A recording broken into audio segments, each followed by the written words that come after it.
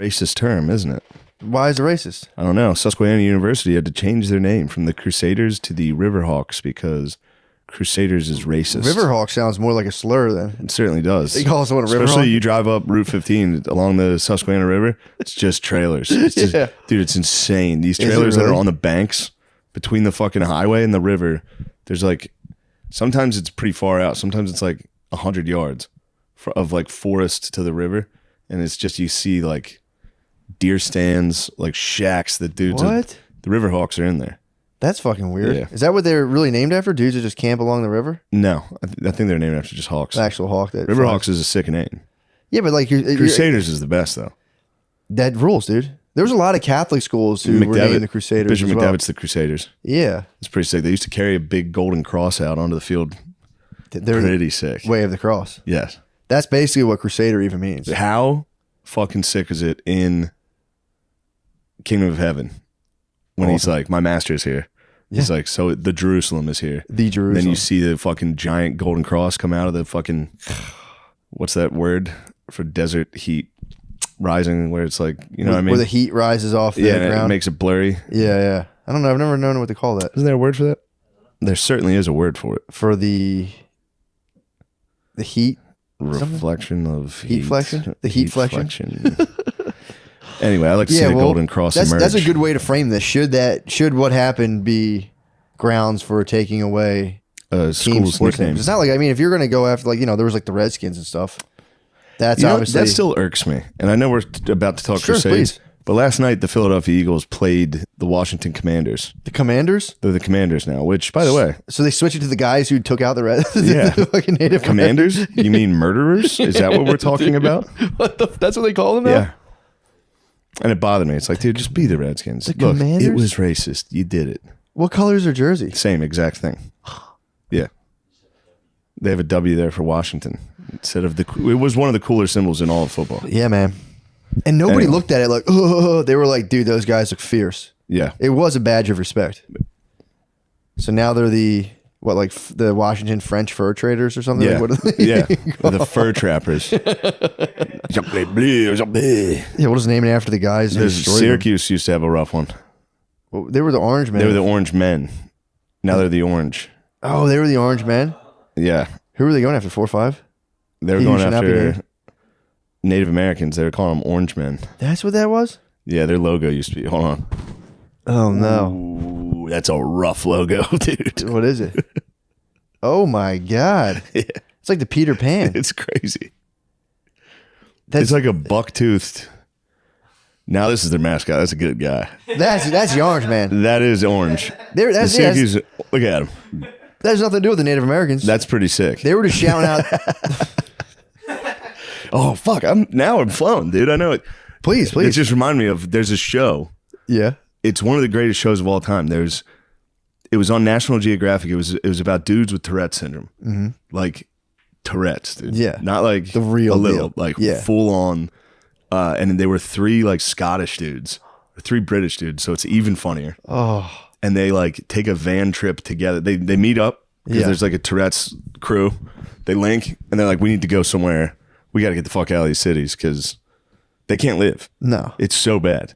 They say the craziest They say the shit. wildest. They go into a fishing shop because they're going to go fishing. They're trying to camp. They go into a fishing shop. The guy's like, armed robbery. We have guns. He goes, this place smells like piss. But the one guy. Armed robbery. We have guns. Yeah, they say the worst thing possible. But some of the physical tics, dude, they're like, yeah. Whoop. Like nonstop. But Three Stooge ticks, dude. they nothing but Three Stooge sticks. Oh, no. The one dude, they're sitting next to each other. They're like having a heart to heart. They're overlooking like a bay. Mm-hmm. They're on rocks, like looking. They're like fishing and stuff. And they're like sitting there talking. The one guy's sitting like this. The other guy's sitting on his ass next to on a rock. Mm-hmm. And he goes and slaps him in the forehead. And the guy he hits goes, dude. Obviously, it's a tragedy. Dude, this guy, they show him getting his kids ready in the morning, and he's like putting his kids' socks on. He's like, it's kind of gay. And like, he takes the baby's pacifier out of his mouth. He goes, he rips it out, acts like he's going to throw it, puts it back in. Kind of gay. It's gay what I'm doing. Oh my God. Yeah. Yeah. Check it out. Tourette's guys. That breaks. It must feel good while you're doing the things. Well, that's the thing. So they don't take the medication they're given because the medication blocks dopamine. So that's what they get when they do that. The tics is like a release for them real quick. Yeah. So the only way to stop it is to block dopamine and make you not want to not do it. Oh. So then if they take the medication, nothing's good. That's your get up and go too. Yeah. I think serotonin's the feel good and dopamine's the get up and go. Maybe it's serotonin. One of them. Either one. I wouldn't want to lose either of them. No, I'd just get in a van and dude, they're driving. They're like, "Fuck you!" Like, people on the side, dude. Wank. Oh, that was my favorite. He's pouring the kids cereal, and he just goes wank. The kids are probably dying. They're like, yeah. God, man. But occasionally, just. There's one part where they're meeting with people, and these two women are talking to the three of them, and once one of them does something, it triggers the other two. So it's full Stooges. The girl's talking to him, and the one guy just goes. The guy behind him goes. Dude, hold on. Can we pause for a minute? Yes. You've got to see this. I have to see this. And then we'll talk Crusades. Yeah, we will. First, I got to show you these three Scottish dudes. I need to see this, dude. I need to see this. Oh my God. Dude. I totally forgot. I watched it. The first time I watched it, I didn't think it was that funny. I was like, it is jarring. They're fully like. Yeah. There's like, they just have B-roll of a guy like looking out the window while they're driving. He's just like. He just sticks his thumb in his eye. It's gonna be crazy too, because you're probably holding it back, and one of your boys goes off, and you're like, "I'm gonna let it rip." Then, yeah, it's tough. It's tough. There's a couple times where the dudes go off hard, yeah, and it's like sad because they can't stop. They're like, "Fuck, shit." Yeah, but dude, I think about how good it feels to them. Where'd you hear about this? I watched it, and then it came up. Unfortunately, it was suggested. Was it really? I wanted to compare algorithms at one point to see what each other are working with. Well, I read comments, so unfortunately my thing's me. This is it, dude. Being like, we need to go out. Just go out to the lake and scream. Yeah. Just scream. Touch my penis, it's nice. Oh my God. Are we back? We're back, dude. Those are the bros. How nice would it be to be in this cipher? Just Tourette's out by the ocean. It's like, butch, pussy, fuck. I mean, that's what happened. We went. Yeah. It was the exact same thing. You gotta, dude, I'd pay to drive the bus. To be like, yo, all you guys get on. I don't know. They say some mean things to each other. Yeah, but dude, you just sit there whatever and the worst drive. thing they're thinking of about you, they're going to say it. I know. He's like, I'm not fat. I'm not bald. Look at me. Like, fat, bald, fuck, piece of shit. When they met the daughter, I thought they were all going to say some like, oh yeah, that must be the tough ones. Good for them not being in America, because over here we got a word you're really not allowed to say. Yeah, we had a lot. But yeah, there's the ultimate. If you were going into a bait shop just screaming it. Yeah. There's a scene earlier. He's at a grocery store. He's just crushing everybody. Really? Everyone in there. He's walking a car. He's like, fucking twat. And people are like, hey, asshole. He's got a shirt that says, I have Tourette's. But yeah. How fun would that be? What do you think you know what, I'm going to go on this road. What would I say? Like, if there was a word that I wasn't allowed, yeah. You would say whatever you couldn't. Yeah. Those are the best. Yeah, the hand movements are the best. Dude. Yeah, dude, going to the beach and just letting it rip is probably letting it rip, dude. I'm always wondering though, because it's weird that that's a biological thing they're saying, but then it is more of like a social taboo kind of thing. Yeah. So it's like a biological issue, but it's also like the most like, what are the social taboos, and they can't help but scream them out. Yeah. That stuff's wild, man. Yeah, because then it's like, dude, I mean, I can answer it. I definitely have Tourette's. I have the underlying brain of a Tourette's person. Yeah. So I'm like, that's kind of nice to know everyone's rolling around like that. Like, fat bitch. I think, dude, anytime I was in church as a kid, I was like, if I scream a word right now, my life will be over. Yeah. If I just scream it. Yeah. You'll be done. Yeah. That's the start. That's probably the funnel. And then your body starts going, do it. Do the and thing. You just start going. God's fake. You're like, come on, man. Come on, man. God's fake.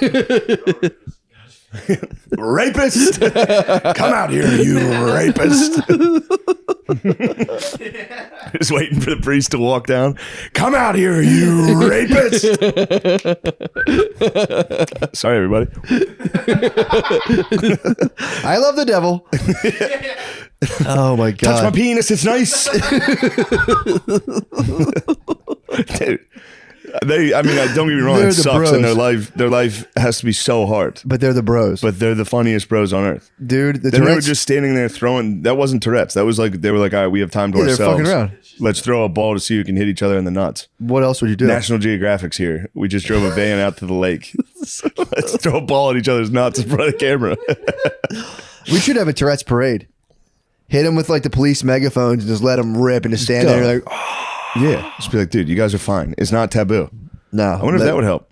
I think it would. Like, it's not taboo. Dude, if we had Nothing matters. yeah, that's true. I wonder if it would help with the urge to say something bad if nothing was bad. It's like holding in a sneeze. If you're like, I bet you can't sneeze right now. Yeah. If we had the whole town watching, be like, I bet you won't. You won't do And it. just put them on the megaphone. Yeah. It'd be like, they might get stage fright and it might take them out of it. Then they'd get at home at night in bed being like, this is what I should have said. Think of all the shit they could have done. Fuck. Wank. Wank's a good one. Wank's Wank funny. is- touch my penis, it's nice. Touch my Type- penis, it's nice. That's the best one. No, dude, the best it is honestly armed robbery. We Armed have robbery, guns. we have guns. Which one? Putting your kid's socks on and going, this is gay. Yeah, he's right though. It is gay. All right. Now, Oh, perfect, dude. Crusades. Let me see what kind of time we're working with. That's perfect. Perfect. But we're going to edit that. Yeah. Yeah, it's perfect, dude. And now. Well, I'm happy we did that. Yeah. It takes the pressure off jumping right into some dense talk about the Crusades. But so we'll take it all the way back to the first Crusade, dude. Before it started, Yeah. November 1095, dude. Ooh. Barely 1,000 years after Christ. Yeah. Church is 1,000 years old. It's almost 1,100 years old. Pope Urban gives a speech about the Christian world being threatened by Muslim nations. And at the time, the Pope himself, it was a job that like people didn't take the Pope seriously. The Pope was slipping. The Pope would like come up and be doing pretty well and be pretty important, I guess. And the Pope took a dip, and it was more Yeah. like the nations were like, we're running shit. Yeah. So some argue the Pope was kind of incentivized. Some argue the Pope was incentivized to kind of start a war to become seem more important. That's how some historians take it. So he's going around being like, he just gathers a bunch of people and he was like, dudes, I don't know if you know this, but when we go to this is all in France. He was like, when we go to make pilgrimage to the Holy Lands, the Muslims are checking us for tax. And if you don't pay, they're making some of us take shits. So they make you fucking squat, drop pie. Yes. Or they were saying in other cases, they cut people open and extract gold from them. Those and everyone just went, those idiots back then. I don't know if you- Chocolate bleu. yeah, they all went, huh? All got. He did the speech to. He was like, he was from a Hey, monastery, Japanese. so he gave a speech to other monks, and then the monks were all like, we can't believe this, and basically word got out. But basically, he was saying, dude, they're controlling the Holy Lands. They're fighting us on the southern border here and there, the Moors, and they're like, we need to do Moors something. they were making noise. Then the author were of the making book, noise. They did say that. They said the Moors had attacked southern France a couple times. The Reconquista. Yep, and they were kind of like it know wasn't words. totally wrong, and there probably were Muslim tax collectors who like gutted people for not taking dumps. So he told them, he goes, "Look, I'd have no problem. oh, Take a dropping the dump. So you pie, want me to take 3? true." Like, Taking fiber gummies. Shit out all gold. Be like, son of a bitch. You got me. it was a pure gold nugget turd. You're like, I don't know what the fuck I That's was eating. crazy. It's a miracle. How the fuck did that get in there? It's a holy miracle, dude. You guys can have that. Dude, shitting out all your gold. Shit out gold sucks, must suck. dude. You hear the coins hit the ground while you're shitting. Oh, No, these guys are gonna be pissed. These guys are gonna cut my fucking hands off. they're dude. gonna cut my wife's belly open. Oh. Imagine your wife getting gutted by a Muslim man. Your wife getting gutted. That's the worst part of history is being in love. Yeah, Because your wife is gonna get her head cut off and raped in front of you. yeah. I mean, That's history. there was a huge chance she died in childbirth. That was Which is probably pretty tight. yeah, dude. The average bro had The like, good part's done. dude. The average bro had like 3 wives. You would just like back then. You were just cream pie, and you would only cream pie, and then it was like your wife would die in childbirth, and they'd be like, "We got to get you another wife." You needed a wife. You couldn't not have like it. Just was like integral to running your farm or whatever you're doing. So we're like, "Yo, we're getting you another wife," and you just get another wife and just be like, "Well, resume cream pie." But I'm sure. I mean, I'm sure it was a little more emotional than that. But it is kind of crazy when you hear about the bros just fucking constantly like they were leasing wives, and they were just like a kid would explode your wife, and you'd get a kid and then be like, "Damn, time for a new babe." Damn, the first one was the frogs, dude. What, the first? Yeah, it was all the frogs. It's all the froggy boys. So basically, Pope Urban, like he set up this big thing. We're under attack by the Muslims. There's a direct affront to Christianity. He was like, so all he really said was like, just go down there and make pilgrimage. Yeah. Bring some weapons. And if guys go to check stuff, just fucking, if you fuck them up, we got to go down there and just basically let them know we're not going to stand by this. And like, we should probably control the Holy Land too. Yeah. We should control Jerusalem. That's all. He's like, I'm just saying. Yeah. He IJS'd just the Crusades. He was like, I mean, it's fucked up. We should just, and he told people, if you go down there, you basically, your sins are all forgiven. But the caveat was only sins you had confessed to a priest counted. Because some people were like, can I just roll down there? And he said no. But then you would have like, so the word started to spread. Then you had guys like, I think Peter the Hermit started like going and making up versions of that. They were like, yo, no matter what, if you go down there, and fuck people up and die, you go to heaven. Peter the Hermit was the one who got the pores. Yes. He was the one going around tricking the pores. Yeah. And that was November 1095. By December 1095, that was the guy, Peter the Hermit. The fucking hermit? Yeah, dude. That was the guy who was famous for, he lived on wine and fish only and was like notoriously busted. The quote is utterly repellent looks. That's what he was known for having stanky breath and being utterly repellent through history. But a nasty orator. So fish and wine. Fish and wine, dude. Jesus Christ. Fish and wine screaming and at people. Notably ugly in 1096. Yeah, dude. Holy 1095. Shit. You must have been horrendous. Dude. And then between December 1095, May 1096, Peter the Hermit amassed 15,000 people. So he got that. He had the army of poors. He had followers. Yeah. So he got the army of poors, and he was like, this was the People's Crusade, they called it. Yes. So he just got a bunch of poor people from France and Germany, and these were the guys that like he just sent them down straight into Arabia, and they got butchered, like instantly died. Yeah. So he sent 15,000 poor Europeans. Yes. Just peasants. French. He got the French and Germans. He just got peasants. These were the guys who. What the fuck was he getting out of this? Glory. These guys. There was he probably felt pretty good giving the speeches. Then on the boat over, he was probably starting to be like, ooh. Yeah, we'll see later. He actually was a bit of a yellow belly. I hope these Seljuks aren't as tough as I've heard. Because me and my guys are not prepared. He was a bit of a yellow belly, as we see later. They also used to hit him with like the fucking, don't worry, dude, we don't even need armor. God. Oh, yeah. The poors went down there and they got it. They got rocked. Yes. Nice. That's where Crusades come from. It's actually, it was not called the Crusades at first. It was just called the Ite, the journey. He's like, make the journey. But then eventually it became like Crusades and Crusade, like way of the cross. So these guys go down to Constantinople, and they also on the way down there, when they're coming through Rhineland, they broke off to kill the Jews. Hold the fort. Some of the German Crusaders just fucking went What are they doing? They just went DEFCON. On the way down, they just stopped, killed a bunch of Jews. They were tired. They were tired. They were sleepy. They got sleepy. They got very sleepy. I'll tell you what, guys, in the morning. They accidentally, they hadn't had their coffee yet, so they went down and they killed the Jews. Just stopped by. They were crusading. They were warming up. They were warming up. They're like, yeah, you guys don't you guys fucking they're from around there, aren't you guys? They fucking gave them what for? It's just, yeah. They noogie the Jews on the way down. And then it explains why the Jews are very like, hey, let's tone down the rhetoric. Dude. Because literally every time out of nowhere, one of you guys decides to get us, dude. Dude, I was talking about this yesterday. It's like, to be fair, people, like there's been like tons of bad things that happen to a lot of groups of people, but like they try to eradicate the entire race. That'll get the hair standing up on the back of your neck. Yeah. Knowing that like that's an idea floating around. Like they're, so white guys like, oh, we're evil, blah, blah, blah. Almost sounds like, what do people say about white guys? That we like control the world unfairly or whatever? Yeah, we don't deserve to be the But no champs. one wants to kill us. We don't deserve to be the best. Yeah, that's all people We just say. happen to, we lucked into being number one. Yes. But yeah, go ahead, read about history and what we did. Yeah. What it took.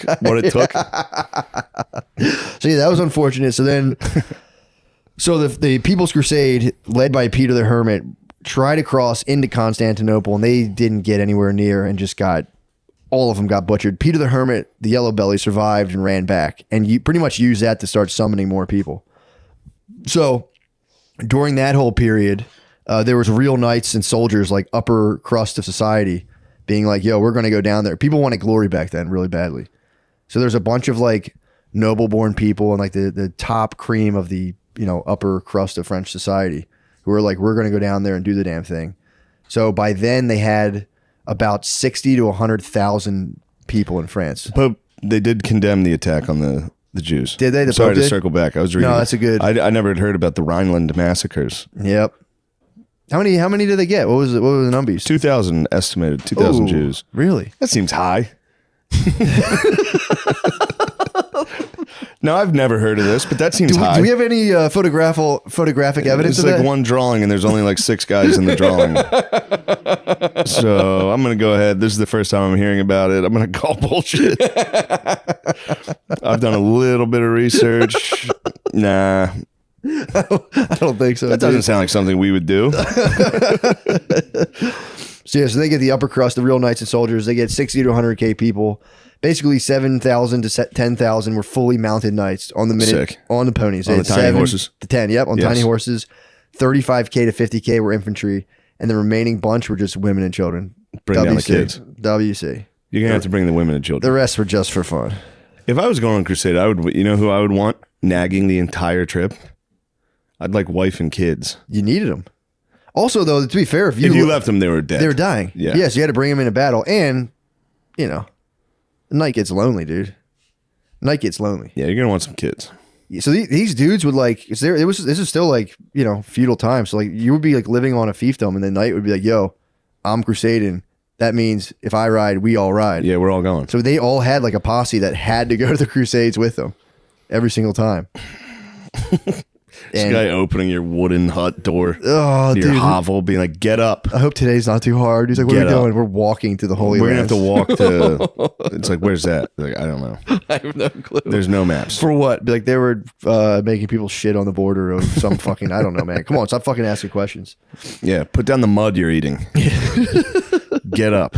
Yeah, and the knights, they wore a thick chainmail armor. That was a big thing here. Like perfect for the desert. Dude, the Seljuk Turks were light armor, moving quickly. Yeah. These knights were built for just like slow, just thick, heavy warfare. So they had big metal helmets, big metal shields, double-sided long swords, about 2 feet. Yeah. These swords about 2 feet, which, by the way, they weren't really sharp. The long swords are more of a bludgeoning tool. Yeah. So I didn't know that. They would just crack you with this fucking thing. Yeah. I mean, they could probably stab you with the front of it. And then they had, you know, swords, longbows, all that stuff. Rudimentary crossbows back then, too. Longbows are pretty tight. They're nasty. 300 yards. Don't 300 even start yards, on the bro. British longbows. Dude. 300 yards those things are going back in 1095. The British are very proud of the longbows. Did they start them? Which is the gay, of course, the British are the longbows. We stand back here and we fire upon you. Dude, 300 yards. You'll listen to us now. God damn it. These... You know, I always thought that those like leather caps they all used to wear about as gay as it gets. Yeah, I liked a lot of the cool outfits, but the little leather. You ever see a longbowman? When did they wear like old motorcycle Longbowmen helmets? look like sissies, dude. What are they rocking? Let me see. So now I'm curious. I'm imagining like a leather skull cap with like a belt buckle hanging down over Crusader your ones ears. look pretty sick. Let me see. But no, they're Robin Hood types. Like tights. Oh yeah, it's kind of sick though. I mean, you're just throwing in Robin Hood in there, so I'm being like, yeah, that guy kind of ruled. Actually, I am starting to like these. So these they would show up in fucking yoga pants and just launch bows and arrows at you. They'd get Lululemons. dude. Yeah. How fucking funny was that? These hats. They look like the guy in the yellow. That fucking. Yeah, that's. I hate these dudes. God, I hate those dudes. They wore like knapsacks on their heads and just launched bows and arrows. But Crusade, you toss a cross on any uniform, I'm like, dude, that's sick. Yeah. I mean, dude, to be fair, that is pretty nice to be like a prairie mother and just be firing bows and arrows 300 Just feet. crushing tough dudes. Just over the walls of a village, just causing an absolute... That was the funny thing you'll see in the warfare back then. It was like you just sat outside somebody's village, or like city really, and just bothered them. Yeah, you siege try to start. Yeah, siege warfare. Diseased animals over. It's so like, this sick. stinks like shit. Throw it over there. So, what about Lululemon? oh, dude, how funny was that? That was one of the funniest. We talked to we're jumping to the present day timeline, present day TL, Timeline. present day.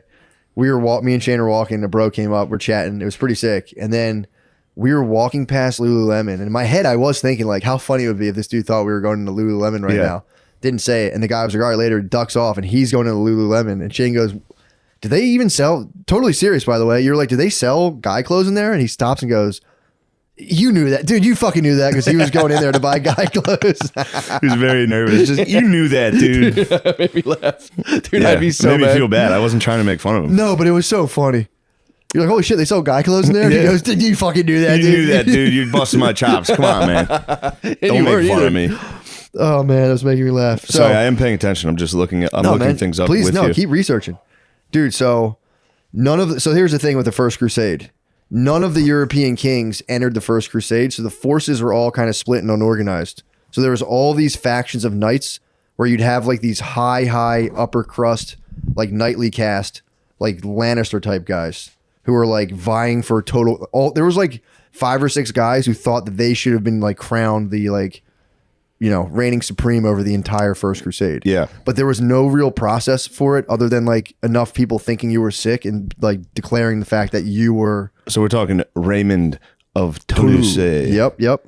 Toulouse. Yep. Adhemar of Lepé. Bohemian. Godfrey of Bouillon. Yes, dude. Baldwin of Boulogne. Yep. Hugh of Vermande. Stephen of Blois. Stephen rules, dude. Stephen of Blois. That was Robert's brother-in-law, Stephen. Robert of Flanders. Robert Curtis. Dude, so here's Pete the Hermit. Here's the here's another thing too people don't realize is a lot of people say these guys were opportunistic, like they were just going there just for their own themselves.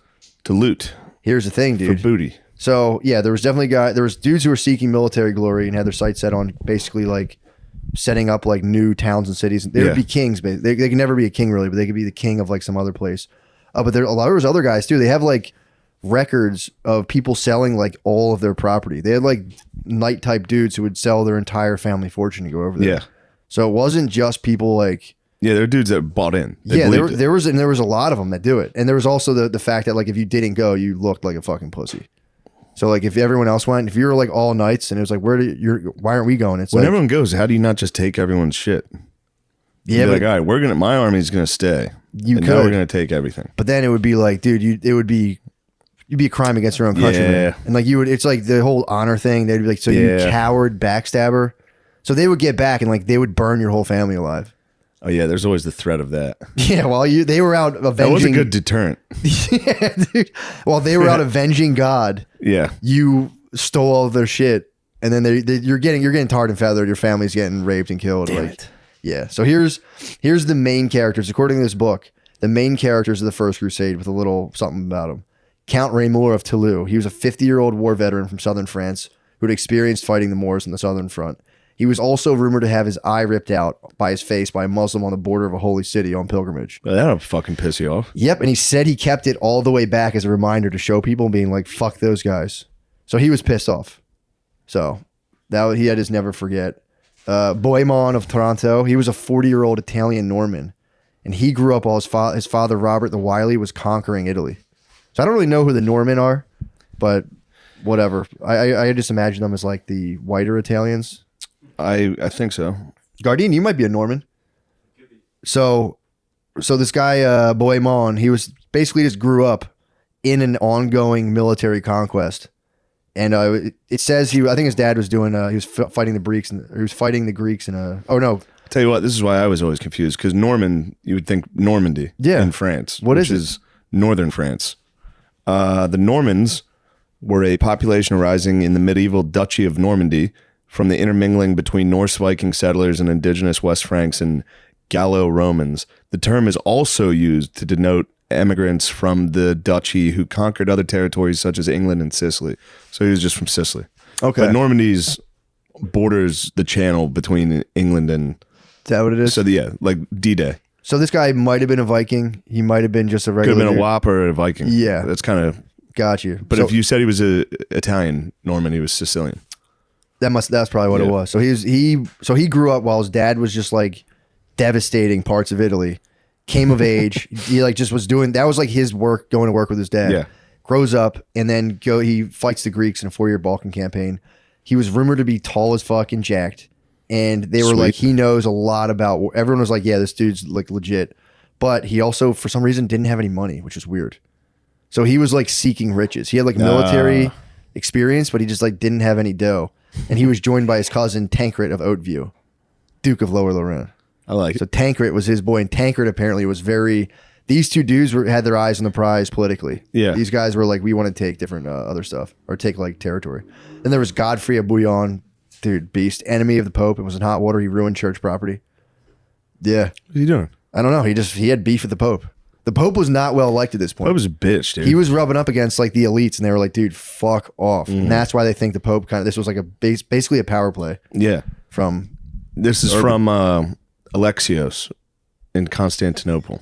What do you mean? Constantinople. Oh, Alexios is that what it's from? Alexios, well, the reason, quick research. Yeah. That is important. The reason the Pope was doing that is because the Byzantine Empire was fighting with the Muslims. So the Byzantine Empire, which is like modern day Turkey ish.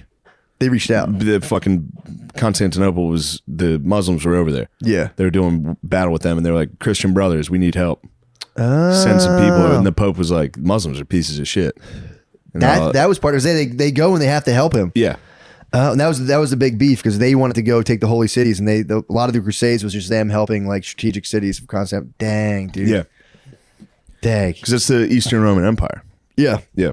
And he had his whole sights set on retaking all this. That's the whole first Crusade was them taking back cities for the for the bros to the east. So Godfrey, he was also jacked and tall, and apparently the area he lorded over was like notoriously unruly. And so like it just sucked. Like he got a bad land to take care of, and it was just like you're a constant threat of being cooed. Yeah. So he was kind of like, people assume he wanted to crusade so he could get a new fiefdom in the east. He was kind of like, this kind of sucks. I want to get out of here. Yeah. So his brother Baldwin of Bouillon was also a power hungry bro.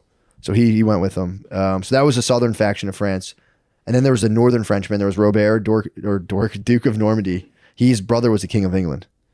And then he was joined by Stephen, his brother-in-law. It's not Lionheart right now, is it? Who's the King of England? No, Lionheart I think was Second Crusade. I forget the name of the guy, the King of England. It was like, I don't remember. But then his cousin Robert II, Count of Flanders, came too. Richard was. Yeah, he wasn't yet. He was 100 years later. Yeah, that was the second one, right? Yeah. Apparently the Lionheart was the fucking man. Richard Lionheart, dude. How sick is that name? Dude. So I'm sorry, I'm cutting you off. No. Please, I actually like the whatchamacallits, the different researchers. It actually helps. So a full year passes, dude. A full year passes, and then all these dudes, like the Seven Knights and all their forces. I'm sorry to cut you off again. Go ahead. I'm looking at Richard Lionheart's Wikipedia, and it says early life, blah, blah, blah. Next thing is King and Crusader. So I clicked it. First thing, coronation and anti-Jewish violence. Hold the fort. No, not again. God damn it. Lionheart? Yeah. They think Richard Lionheart was gay. He said, I'll be behind the couch. What? Richard I was officially invested as Duke of Normandy on July 20th, 1189. And crowned king in Westminster Abbey on September 3rd, 1189. Tradition barred all Jews and women from the event. Some Jewish leaders arrived to present gifts for the new king. According to Ralph of Dicetto, Richard's courtiers stripped and flogged the Jews and then flung them out of court. Dude, God damn it, dude. There's nothing funny about denying access to Jews or denying access to women, but when you pair them together, it's very funny for some reason. Yeah. It's like no Jews or women. It's like, why? Why the fuck? Then a rumor spread that Richard had ordered all the Jews to be killed. Oh no! You know how that rumor kicks up? Yeah. And the people of London attacked the Jewish population. Jeez, man. I think it's like something you got to do. I think it's like, they hit like a ship with a bottle before it goes off. If you go to fight Muslims, you have to like just rough some Jews up and then run over to the Muslims. It's a warm up. You're like, all right. It's a tradition. Yeah, that's crazy. Dude, that's fucking nuts. Yeah. What the fuck? That's so fucking bizarre. But there's no like They never mention it. They're like, oh yeah. And then like right during that time, they like just fucked the Jews up, and then they went and did the Crusades too. Yeah. But also, it's probably just part of that. Like, yeah, you're fucking kind of like those guys. What the fuck they doing? Tell us. Once the Pope starts like, yeah, you're either Christian or we kill you. Yeah, that's what we got to go over there and do. They're like, hey, true. You know these guys with the land that live next to us? Yeah. We can go take all their stuff. Yeah, they're probably kind of crushing on the Jews for. Yeah, it's the green light. But I also think the Jews weren't doing great. No, back then I thought European Jews, I think, were not doing that great back then. Well, there's that whole thing of like I don't know when in medieval times they said they were like barred from doing certain jobs and they only let them do money stuff. So they'd be like, you guys can loan money and be like the money changers. Yeah. And then they were saying like these like dukes and lords would be like, if they wanted to gain favor, they could be like, you know who's fucking you guys over? The Jews. And they'd be like, they're loaning you all this money, but the Christians weren't allowed. By their thing, they weren't allowed to loan money, so they just it's like when they outsourced torture. They'd be like, all right, Jews, you guys do the money stuff, and then they would be like, yo, these Jews are fucking you guys. God damn, hold the fort again. This is what it was. When they would end up owing their money lenders who were the Jews money, they'd be like, or I'll just turn my whole population against you guys and never pay you back. So, all right, I'm sorry. No, sorry to cut you off. That's actually... I was just trying to look up Lionheart. That's riveting stuff, though. First thing you click on is he flogged a bunch of Jews when he got coronated. No Jews, no women. That's the thing. I do like that. Then the rumor started that he's gay. And Richard said all Jews should be killed, and the people of London attacked them. But that was just a rumor. Yeah, that people saw the flogging and they took the flogging out of context. Oh my God. So a year after Pope Urban gives a speech, November 1096, the waves of crusaders start flowing through Istanbul, capital of the Byzantine Empire. So they still weren't like in a cohesive force. So they rolled through Constantinople in waves over the course of 6 months. Yeah. So it comes into play because the first to arrive was Godfrey, who every time like a wave of crusaders came by, the dude you're talking about, Alexius or whatever. Yeah. He would get like whoever was in charge of them, he'd take them in, he would just shower them with gifts and be like, yo, you're going to do what I want. You're going to help me out here. You kind of don't have a choice. And he would give them tons of like military, he promised them military reinforcements. And also he was like, I know how the Seljuk Turks operate because I've been fighting them. So he was like, I'll tell you what you need to do, but like, I'm going to point to cities and you guys are going to do that. Yeah. That was a point of contention the whole time during it because they wanted Jerusalem, bro. Yeah. Like we're here. There was dudes who were really there for religious purposes. And they would just be kind of like, they'd be like, we're going, dude. We're going. We just got to stop at this one. And they're like, just stop here. Stop here. They would get so mad. Get me all this stuff. Also, this has actually made me laugh. The deal was also that any cities captured that used to belong to the Byzantine Empire would be handed back to the empire. So like none of you French, because Alexius thought the French were notoriously, they were spazzes and they were selfish, greedy. He was like, they're selfish, greedy spazzes. Yeah. So he was like, I don't want them taking any of this stuff. Yeah, I mean, they would if they took a city, they would probably just be like, no, this is French now. That was another one. That was another thing that was going on. And the thing that really like threw Godfrey for a loop is when he came into the room, Alexius didn't give him any kisses, dude. He just sat there like this in a throne. Usually it was a customary to get up and do kisses, and he was like, Alexius gave no kisses. He didn't kiss. Which kind of like threw Godfrey for a loop where he was like, damn, this dude fucking rules. Oh, he respected him. He thought it was so regal to be like, he was like looking at like a highborn lord and just welcome. And their cities were like unlike anything they had over like fucking Paris was nothing compared to Constantinople. Yeah. It was nothing. Like the walls they had around these cities were just fucking nuts. Yeah, you got goddamn Seljuks outside throwing rocks. True. And shit They had a reason for them. Yeah. I mean, I wonder if they probably had some people. Do you think they had any people back then that were against them? The walls? They were like, tear down the wall. Tear down these walls. Borders are bad. It's like we left the door open one night and 10 people got fucking skinned alive, dude. No, we got to get walls. So over the course of 6 months, every single night basically accepted the same terms. They would just get showered in gifts. I'm like, yeah, well, like any city is yours. Like, you know, they'd be like, they also wanted to be under his banner because they were like, this dude rules. They saw his city. They had like tons of like cool relics and shit. And they were like, dude, like that was a big, relics were a huge deal. So they were like, dude, we'll fight under your banner. They wanted him personally to lead them. So that was like a matter of honor. Sick. Which he never did. But the Count Raymore of Toulouse. He wasn't getting up, dude. He wasn't getting up for kisses. And they're like, we want you to lead us. And he was watching. No, he'd be like, I'm not going to be anywhere near, but he was watching. Yeah. He comes into play later. But the Count Raymore of Toulouse was the only one who told Alexius to fuck off. This guy was so rich. He was like, bro, I don't give a fuck. He's like, I'll go do the cities you want me to, but I'll let you know what I decide to do. So he was the only one Alexius couldn't flip, and Alexius was like, whatever, I have enough people. So February 1097, the Crusaders arrive on the shores of Asia Minor and plan to attack Nicaea. And this is what happened. This is why the People's Crusade actually was good, because when they all went down there, so the Sultan of the region that the second wave of Crusaders came into was named Khalij Aslan. And he was the one in charge of that area that had to smash all the poor guys who walked in there. So when he heard another wave of Crusaders was coming, he was just like, whatever, and he left. He was like, great. Dude, he was like, he wanted to handle personal biz in the East. So he was like, I got to go do a land dispute. If these guys come, just fuck them up. Just kill them again. He's like, I'll be back. But him and all of his boys left, so they got to cross the Bosphorus, which I don't even know what that is, but that was an area, I guess, between That might be Turkey. Is that what that? Yeah, maybe.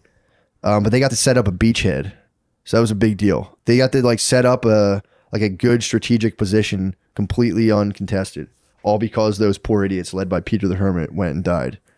So that didn't all count to nothing. The Bosphorus is where you cross to get from. So Istanbul borders Europe and Asia. Okay, and the Bosphorus is the strait that separates it. Yeah, so they got to go across that completely uncontested and set up a beachhead, which I don't know what a beachhead is either, but I was like, a beachhead does sound pretty sick. I'm guessing it's some sort of it's like a landing area. Oh, okay. It's you set up kind of like a fort where you can cross. So they set up to guess. Yep. It's just what I assume.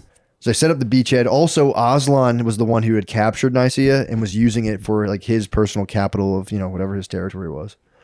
So May 6, 1097, Crusaders arrive outside of Nicaea, and the town is protected by 3 miles of 30-foot walls with 100 towers, they say. Damn. There's 100 battlements or whatever they call them. And the western edge of the city bordered the Ascanian Lake, which fucked them up because they wanted to set up a total blockade, and they couldn't because no matter what they had, they had that partial, whatchamacallit. They could get reinforcements with ships, and there was nothing they could do for that. So, hold on, time out. There's a part that says "jump to my notes." I think I passed. Jump to notes. Jump to notes. We're talking about the siege of Nicaea. Is that what we're doing? Yeah. But I'm trying to. My page just jumped a couple. Because I ran out of time doing it in my computer. All right, here we go. So we crossed the Asia Minor. Cardini, can you pause real quick? Here we go. I got him right now. So Khalij returns to the capital in late spring and just sees the capital. They're talking about Nicaea is surrounded by French forces. That he's like, damn, these guys have horses and weaponry. Yeah. He's like, damn, I might have fucked up. So he's coming back. He sees it there. He goes, I'm going to launch a surprise attack. I'm going to launch a surprise attack on these dudes. And he probably would have fucked them up. But the secret plot was foiled because the French forces they just captured a Turkish spy who they tortured and threatened with death. And he spilled the beans about the surprise attack. So they knew that Khalij was coming again. He would have, if he surprised them, they said he would have fucked him up. So Khalij attacks. They know he's coming. And they just overwhelm him with their sheer numbers. Because again, they had 60,000. He spilled the goddamn beans. They fucked up. They were ready for him, and they just completely overwhelmed him, ruined the surprise. Khalij has to retreat, and this was a tremendous blow to the morale of his Muslim troops. Because back then, the Muslims were and they were pretty much militarily superior on something. Their strategy was better. They were especially better there. Exactly. Especially over there. Exactly. For the temps and everything. And that kind of fucked them up because they were like, wait a second. They didn't think they could lose these guys at all because they just slaughtered 15,000 of them. So the Crusaders take the dead Muslim dudes, decapitated hundreds of corpses, put their heads on pikes outside of the walls of Nicaea, and just sat there and just terrorized them. And they were even throwing heads over the wall. They were just being fucking jerks, dude. They're being fucking so dickheads. Then the Turks then responded by lowering. So they had Christians living within Nicaea, so they started killing their Christian population.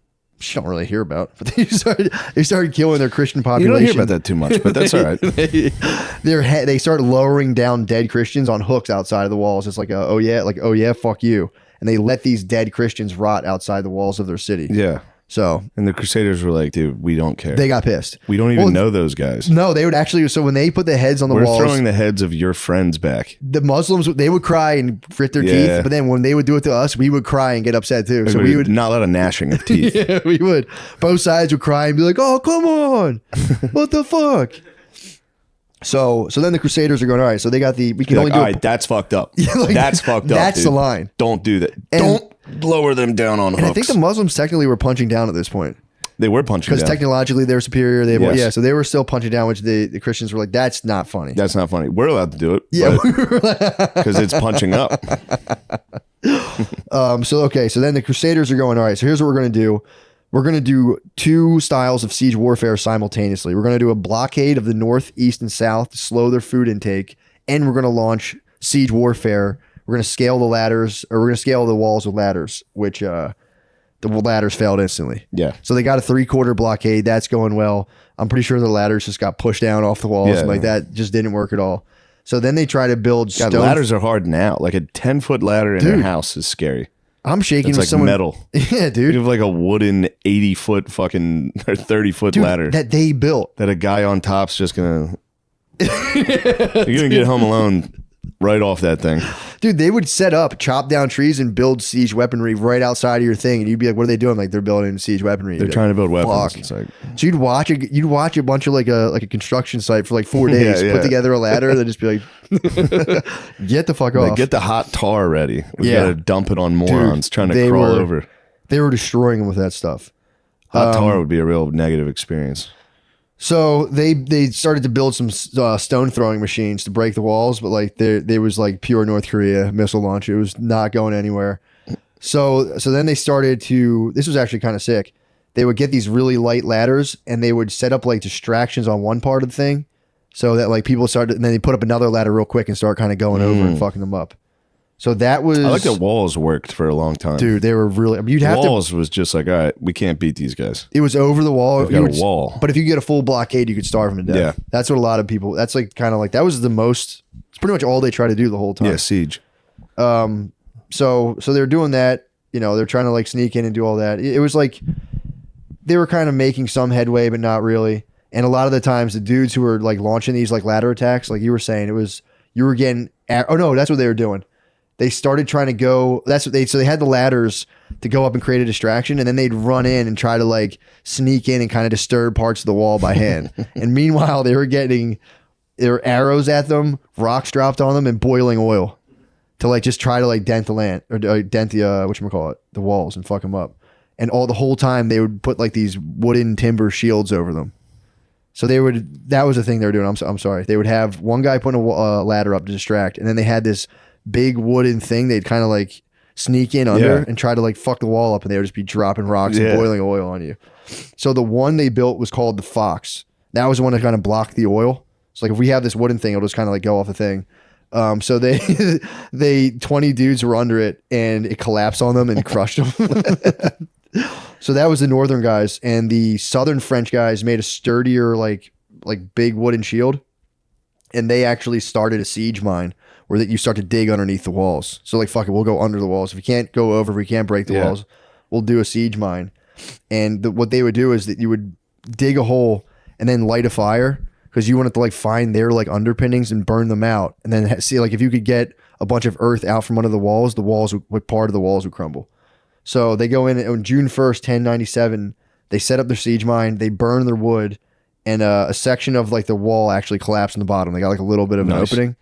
The Turks fixed it in one day, bro. Son of a bitch. No further progress was made. Damn it. No further progress was made. So then the Crusaders chilled for 2 weeks, just being like, I don't know, what do you want to do?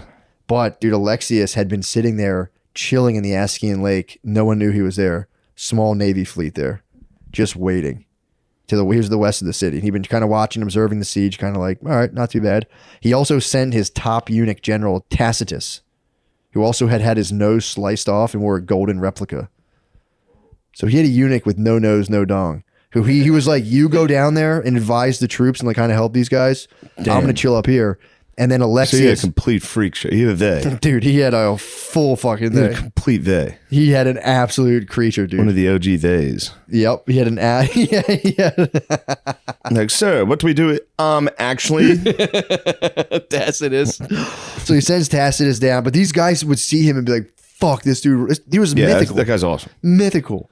So then June 18th, Alexius dispatched his secret flotilla, which is a sick word, of ships to cut Nicaea off. So he completed the blockade. complete. So now the city, now they can actually do the now they're going to start getting hungry. Yep. So then, as the city gets kind of fully constricted, the Franks launched another land attack on the Turks, and the Turks were like, "We give up." They put up the ladders again. Uncle. Yeah. So then the emperor, Alexius comes, meets with the French knights, and decides that Antioch is the next target. And he also goes, "You guys can keep Tacitus and a small force of Byzantine troops." So Nicaea fell. They took Nicaea in a few months. And he also kind of like he sent the Tacitus and his bros nice.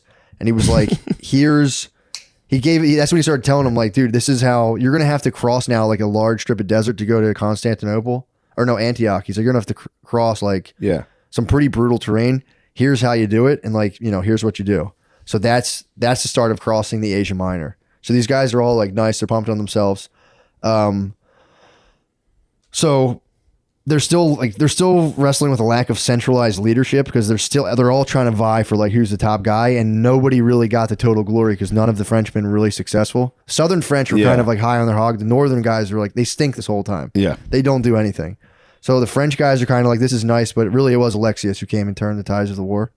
So that's kind of the big deal right now. It's like, how can we stay as one unified force? And also crossing Asia Minor, they were trying to figure out, they're like, if we stay in one cohesive force, it'll take us forever to cross, because I guess it was a kind of like a narrow, there's parts of the roads that were kind of narrow. So they were like, either we're going to split into a bunch of little forces and move quickly, or stay in one big blob of people, which will take too long. So then they decided, like, let's just split north and south, half and half. Yeah. That way we're still pretty strong, but we're a little lighter on the feet and we can move. So Khalij Aslan, so they split up. They're like, all right, let's start walking crossing the Asia Minor. The defeated Khalij amasses an army, and he laid in wait for it. Like, he's like, I'm going to fuck these guys up when I see them. Because they retreated back, and they kind of like hung back there. So the first guys to come were the Northerners, and they did that Seljuk Turk warfare where they were in a circle. Just ride around, shoot bows and arrows. That's what they did. Dude, so they circled the Crusaders, and the Crusaders have no fucking clue what's going on. So some of them start to break rank and flee. But I guess Bohemond was with them as well. He was from the southern thing. So Bohemond and Robert somehow got all of their forces to hold their ground in the middle of the siege. They were like, dude, stand your ground. And they just just set up like a little makeshift defensive camp. So they're just getting pelted with arrows for hours, getting pelted. And they also, the only thing they did to boost morale, they did a whisper down the lane, and they went, stand together, brothers in Christ. And they all just did they said, stand fast together, trusting in Christ and the victory of the Holy Cross. Today, may we all gain much booty. That was the thing. Yes. That was the thing. They went, may all gain much booty. And it was like, Baldwin's mom's a slut. So then they have this like makeshift kind of defensive camp. The Turks break the ranks and just start fucking going through, killing men, women, and children. And then this is when women started offering themselves up to the fucking Turks. Fully being like, these are like highborn noble wives being like, just take me, I'm like a princess, I'm a European. And they were like, come fuck me. Basically being like giving up the pussy. Yeah. They did the honeypot. The bros still held it down despite all of this stuff of like the kids dying, women just being women immediately being like, well, things are going bad. I should probably fuck the guys who are winning. Turncoats, yeah. Disgusting. Turncoats, dude. So but then the southern force eventually arrives 5 hours into the Turks breaking ranks, and it's just a fucking melee. Southern forces arrive and repel the Turks. You're dealing with 4,000 Christians dead, 3,000 Turks died. And that like makeshift, in that little like quick little surprise attack. Khalij gives up at this point because it was technically a loss for the Turks since they were the ones who had to retreat. So the Christians, after that battle, that was like their last like military thing that they had to go through. So now they get to pass through Anatolia for a 3-month march. This is the summer of 1097. So after they do that, they get hit with starvation and disease. They actually don't have any water. So 500 people died, along with a bunch of oxen, mules, and horses. And then there's dudes walking around with their mouth open trying to catch the mist. And finally, after however long it took, they found a river, and a bunch more people died from drinking too much water. People and animals pigged out on the water and died. There's another thing too. They went into like extensive detail over how many like oxes and mules and horses died. That was like a huge. They almost seemed more concerned about it than people, because they were like, dude, it was like losing your whip, dude. These knights had to start walking. They were like, His boots were not made for walking, dude. They got all that fucking armor and shit. Yeah. So that kind of fucked them up. Also, at some point during this journey, Godfrey gets attacked by a bear and lives. Fucking bear attacked him. This is just to get to the other place. Yeah. Baldwin breaks off and heads, he went east towards Syria, and he wants to he was like, fuck you guys, I'm out. I'm setting up my own lordship. But they would be like, we're also going to, he's like, I'm going to help. Something funny? What? 8 million horses died in World War I. Really? That seems high. Yeah. I'd have to see the pictures. I think they're lying. I mean, they do say practice skepticism to everything you hear. When I hear that 8 million horses died, I go, that's a lot of That's horses. the scientist in me. I just go, how many of those guys? Too many. And they did what? I need proof. I'm a scientist. Yeah. Me. I'm sorry. So this guy, Baldwin, breaks off and he goes, look, I'm going to go check out these other places and set up like my own cities just so I can really help you guys. Yeah. So I'm looking out for you guys. And he said he was going down to free Armenian Christians from the Turks. So he goes and he starts fucking up like Turkish villages. And the Armenian ruler, his name is Thoros, invites Baldwin to just join with him. And he's like so pumped on Baldwin. He's like, he adopts him as a son. They did this weird like ceremony where they both put on one shirt together. It's like, that's to signify. Yeah, Baldwin is like, gay. And then months later, the king was suspiciously murdered, and Baldwin just completely took the whole place over. What the fuck happened to him? Anyway, I'll take over. He was like, yeah, dude, I'll be your son, and just fucking murdered the guy. Yeah. So then he takes control of this like weird kingdom in Armenia, and he was the very first one to start a Latin state of his own in the east.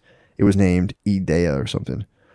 So autumn 1097, the armies of the Crusades regroup in Syria. They're not doing well, and now they have to capture Antioch. So the first one was kind of like, yeah, this is cool. Now they're like genuinely really fucked up. Yeah, they're on fumes. They're definitely on fumes. They're So dying. one of their boys broke off and absolutely came up, which kind of sucks. Yeah. Broke off, and he's like now the king of Armenia.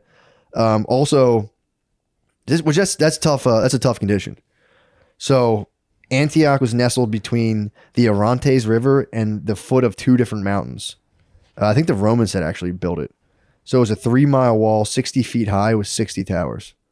That's fine. I mean, the first one was 30 feet. This is 60 feet high. So, but the thing is, and this is what kind of gave them the first Crusades, the Turkish leadership was like, it was nothing but brats. It was all spoiled brats, and they were constantly having power struggles between them. So the city of Antioch was being torn apart by a civil war between two brothers.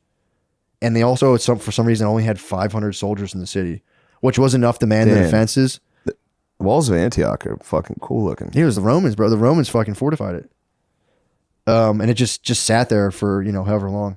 And they only had 500 soldiers inside of the walls.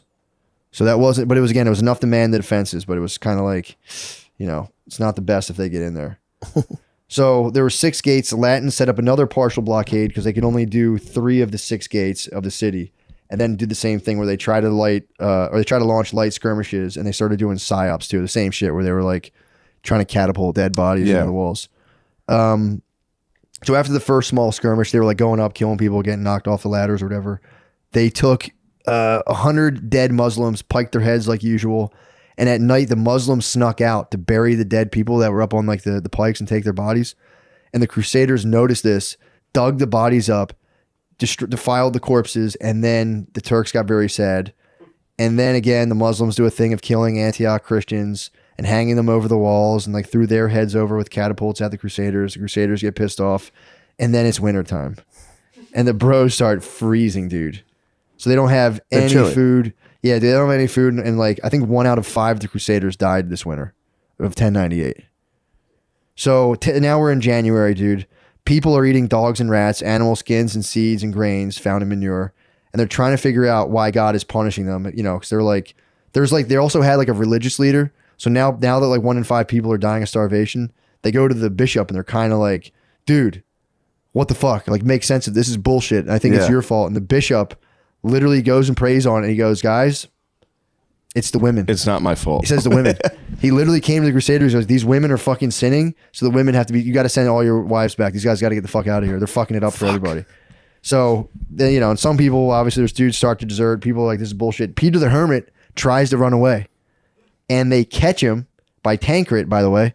Tancred catches Peter the Hermit and he goes, dude, get the fuck back here. They drag his ass back. They didn't let him desert, which kind of bullshit on Peter the Hermit's PDH. a bitch. He's a total fucking pussy. So they lead two separate, the two Muslim forces attack them as well during the winter, but the Muslims are repelled. So that kind of rolls. Spring 1098, food and resources arrive. I think the British actually sent them. So they send English ships with like weapons and all kinds of materials so they can build proper siege weapons. April 1098, the city is okay. So the city they cut even more doors off. They cut more gates off to the city, and they also had some more like support come, and eventually, but then so they're like, all right, we're gonna go pretty good. Oh no, they had the Shiites rolled up, and the Shiites were like, yo, they just came and like checked them out, and we're like, we got you if you need us, because that actually worked pretty well. Yeah. People say the Franks were barbarians, but they did enough stuff to like send people down, talk to the Shiites, because there was that Sunni Shiite kind of divide.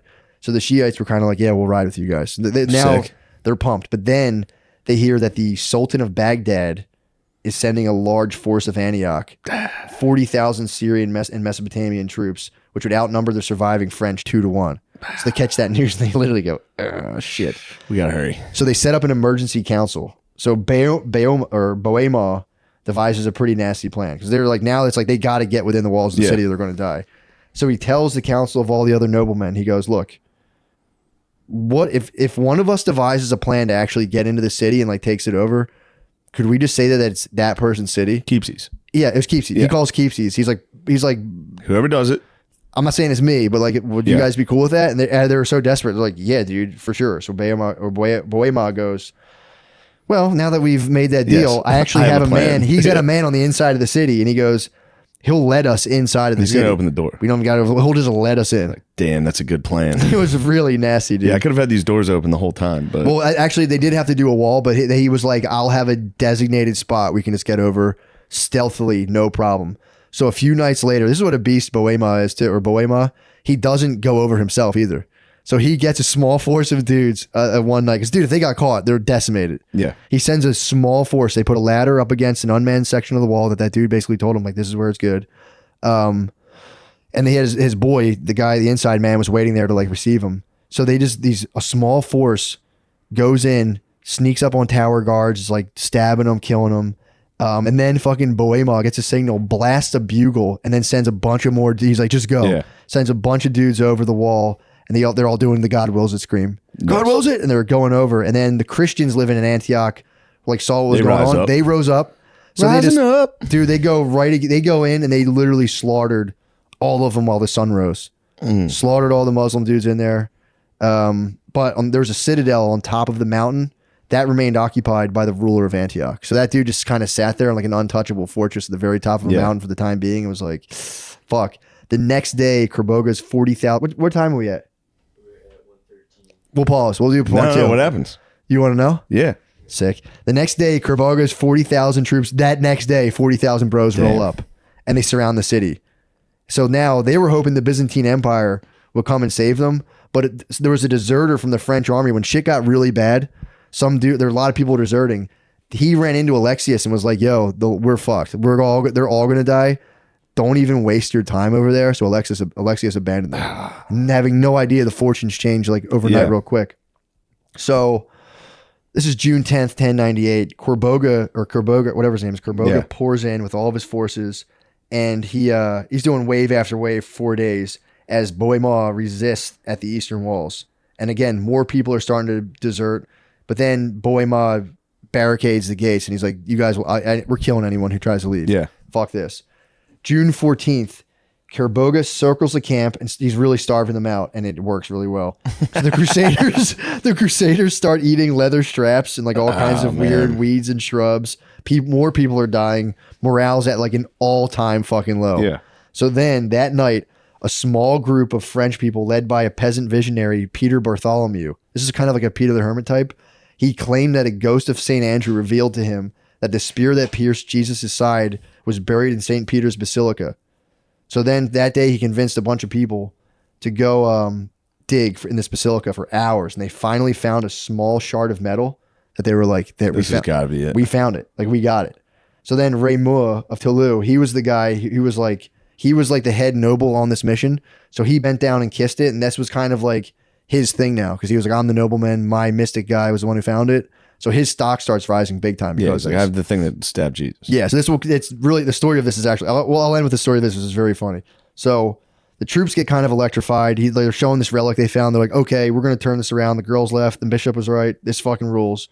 But also they didn't do anything right away. So they wait 2 weeks. Then the French forces are going like, dude, we're definitely going to die in here. We need to launch just a suicide mission on Kerboga and all of his forces. Like maybe we can kind of fuck him up and then ask for terms. Basically what they did in that World War I movie. He's like, if we just go nuts, maybe he'll be like, all right. Like, honorable surrender. So I think though they first send out terms. Kerboga goes, no, like I'm going to kill you. You guys are dead. So June 28th, the Crusaders are like, fuck man, fuck. It's like, we got to get out of here and we got to do a death march and attack those guys and just go out like men. So Kerboga's kind of camp. He has a perimeter surrounding the city, starving them. He has all of his forces drawn back. And Kerboga hears it like they open the gates and they're going mad dog. And he could have sent all of his forces in and crushed them instantaneously. But he hesitated because he goes, I kind of want them to come all the way out. Yeah. So then I can I don't want them running back to the city and shutting the gates again. He's like, I want to take them out once and for all. He got impatient. So he's waiting. And it's like they start smashing because they're all charged up with the relic. They start smashing through the lines that were like, I guess, encircling them. Some guy just called outside. So they smash through the ranks that are encircling them. And the Muslim forces start kind of panicking. So they retreat. And then Kerboga goes, fuck it, send all my forces. So the two Muslim forces clash into each other because they're retreating into like an attacking force. They start bumping into each other and they're like, what the fuck's going on? Everyone runs away. And Kerboga just goes, he's so embarrassed that he kind of hesitated and fucked it up that he just fucking flees. They all just left. He was like, this is bullshit. Fleeing is great. Just be like, you know what? Fuck this. Fuck, I fucked up, dude. Let's get the fuck out of here. So yeah, he left in shame, dude. He retreated. The Crusaders went, and then they went and took the Citadel. So now they're like, all right, cool. We have time. They climbed that mountain. They got that guy out there and like cut his head off, whatever. So his name was Raymore of Aguile. That was the guy. That was the nobleman who paraded the relic around. Now everyone's like, dude, Raymore's the man. So he's en route now to be the dude to like control all of the stuff. But there was still, I think Raymore of Toulouse, the old guy, was kind of like, nah, bro, I'm the man. So now there's this whole thing that happens where they're sitting in the city and they're like, I think Raymore of Toulouse is like, I'm going to keep this city. Fuck this. Fuck Alexius. I did it. He never came and helped us. And they had like a big fight about that. Who's going to control the city? But then like the other soldiers were like, yo, you're messing up my fucking religious points. We got to march on to the next city. Yeah. And they wanted Jerusalem, but they had to go to another city that was like Alexius' city to take that too. So they're chilling there, they're figuring stuff out. And eventually the guy, I think Raymore of Aguile, starts kind of doing his own little conquest of little cities because they're all following him. Yeah. And then he does like greedy stuff of like taking cities. So then they start threatening, like, we're going to kill you. So they start turning on him. So he's using the guy, Peter Bartholomew, to kind of keep him in line as like the spiritual advisor because they're all pumped on the relic. But then they start figuring out like, dude, this Aguile guy is kind of a dickhead. And eventually he's still doing well though. They like him. But there was a new, so the bishop dies. The guy who told all the girls go home, all the pussy. He dies. And then Peter Bartholomew starts going like, I had a vision because that guy was like, Peter Bartholomew is full of shit. Fuck that. Don't listen to him. But there was a big divide in the camp and that guy dies. So Peter Bartholomew goes, oh my God, I had a dream last night and that fucking bishop who used to hate me was actually like really repentant. He's in hell right now. He's sorry for what he said about me. And they were like, holy shit, this dude's the man. Yeah. And then eventually this guy Aguile is rising. It's looking good for him. But Peter Bartholomew wouldn't chill. And he was like, the Lord told me we got to kill like 2,000 of our own men. And so now the soldiers are like, fuck this guy. Fuck this guy. And they're like, this guy's a fraud. So now they're like, everything's good. They don't know what's going on. This is before they attack the other city. And so they're like, dude, bullshit. That guy's full of shit. So Peter Bartholomew's like, dude, I'll do a trial by fire. If I get burnt, obviously I'm a liar, but the Lord will save me. So they do like I think it was like I had notes on my phone about it, but it was like a 40-foot long gauntlet of like 11-foot high flames. And he was like, I'll walk through it. When I come out unscathed, we're going to kill like the thousands of people that I think are being kind of like sinful. So apparently he fucking runs through it as fast as he can, screaming. he gets out of the other side and they just beat the shit out of him and kill him. And then there were some people who claimed like he actually was fine, but they kicked his ass. But people were like, dude, fuck him. He came out of it screaming. We beat him to death. And then the guy, Raymore of Aguile, his political shit just fucking dropped off and you never hear about him ever again. And then I think they're going now to, they were going to do another city, but because the people are getting so pissed off about people squabbling about cities, I think now they're heading to Jerusalem after Antioch, and that'll be the final battle, which is Part just 2. as nasty. Yeah, Part 2. just as nasty. Matt, that was great. Thank you, dude. That was fun. But yeah, dude, the Crusades are the best. The Firewalk is so fucking Firewalk's funny. hilarious. Dude, guys, I'm gonna come out of this unscathed. All right, here we go. Kill me! Fucking kill me! Fucking beat his ass, dude. They just all close in on him. All the dudes are like, you should kill him. They just waited for him. We're like, fucking beat his ass. He died. Nice. Crusades, dude. Crusades Part 2. Wow. Coming soon. Yeah. Just in time. I gotta drop some coins out of my ass. A Muslim's holding me hostage right now. Well, Yeah, it was nice. thank you guys. Thank you, Finally Matt. delivered. Good thing we waited. We're not dude. done yet. That's only part 1. That's part 1. We delivered. Dude, the auxiliary research helps, by the way. You kept apologizing. I'm like, that's not breaking in, It's dude. gonna be me pooping. You were fucking whatchamacallit? You were a Byzantine flotilla. Every now and again I'd lose my place and you'd fucking waft down to the Ascanian. Alexios. Actually killed different Jews too. Alexios. They just kept killing Jewish people. Knock it off. What is Stop. that? Knock it What off so I is can going enjoy on? comedy. Yeah.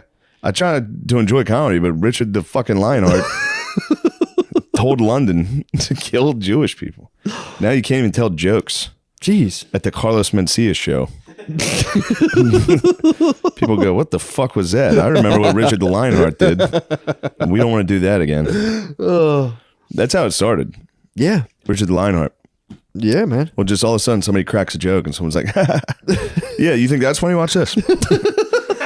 That was funny too, wasn't it? And they go, yeah. I don't know if this is real, but did you hear there was what was that night called, like Crystal Block or whatever? Crystal Nacht? Yeah, they did a Crystal Knock sale, like a big corporation in Germany did a sale thinking they were like, fuck Nazis, we're doing a sale for Crystal Knock, but it came off like really badly. They did like a Crystal Knock it could be a fake. It was like a thing I saw online. Had to be fake. I mean, but it was like a no tweet. That's about as short-sighted as it gets. I know. I don't know if that's real. It might be fake news, but someone sent me that and I started laughing like, dude, if that was honestly like a HR or whatever, like a corporate publicity faux pas, that'd be very funny. Tonight, it's Crystal Knocked sale. Blowout sale, dude. Yeah. We're going to just break the fucking glass. We're smashing We're these going to prices. smash the front door of our building and you run in and beat the shit out. Yeah, there's a little gap in the sketch. It was nice. I was sleepy today too. I did not get good sleep last night. Yeah, I was out doing stand up, so I couldn't fall asleep. So I was just back to the audiobook Bible before bedtime, which is a nice bedtime read, by the way. I'm on Jacob and Esau right now. What's the book? The Bible. Ever hear the Bible, bro? I also didn't hear It's as about that. popular as Cristiano Ronaldo. He didn't know who Cristiano Ronaldo was. Yeah, that's why. I really did. I told you, I feel good about not knowing that. Why? Like, can we investigate why you feel good about that? I'm kind of I curious. don't know, it just kind of feels like the way y'all explaining it, like it's like not knowing LeBron or something, and that just kind of You're feels saying you're cool different. to You're get saying you're away- different. I'm kind of different out here.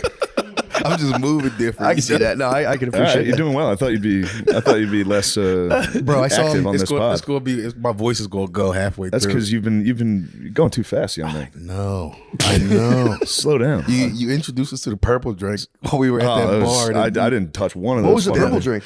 At Lafitte's. It's in New Orleans. It's just another That's like a New Orleans. fucking daiquiri type. I don't know how to describe Yeah, I it. know Just an something. icy, sugary liquor thing.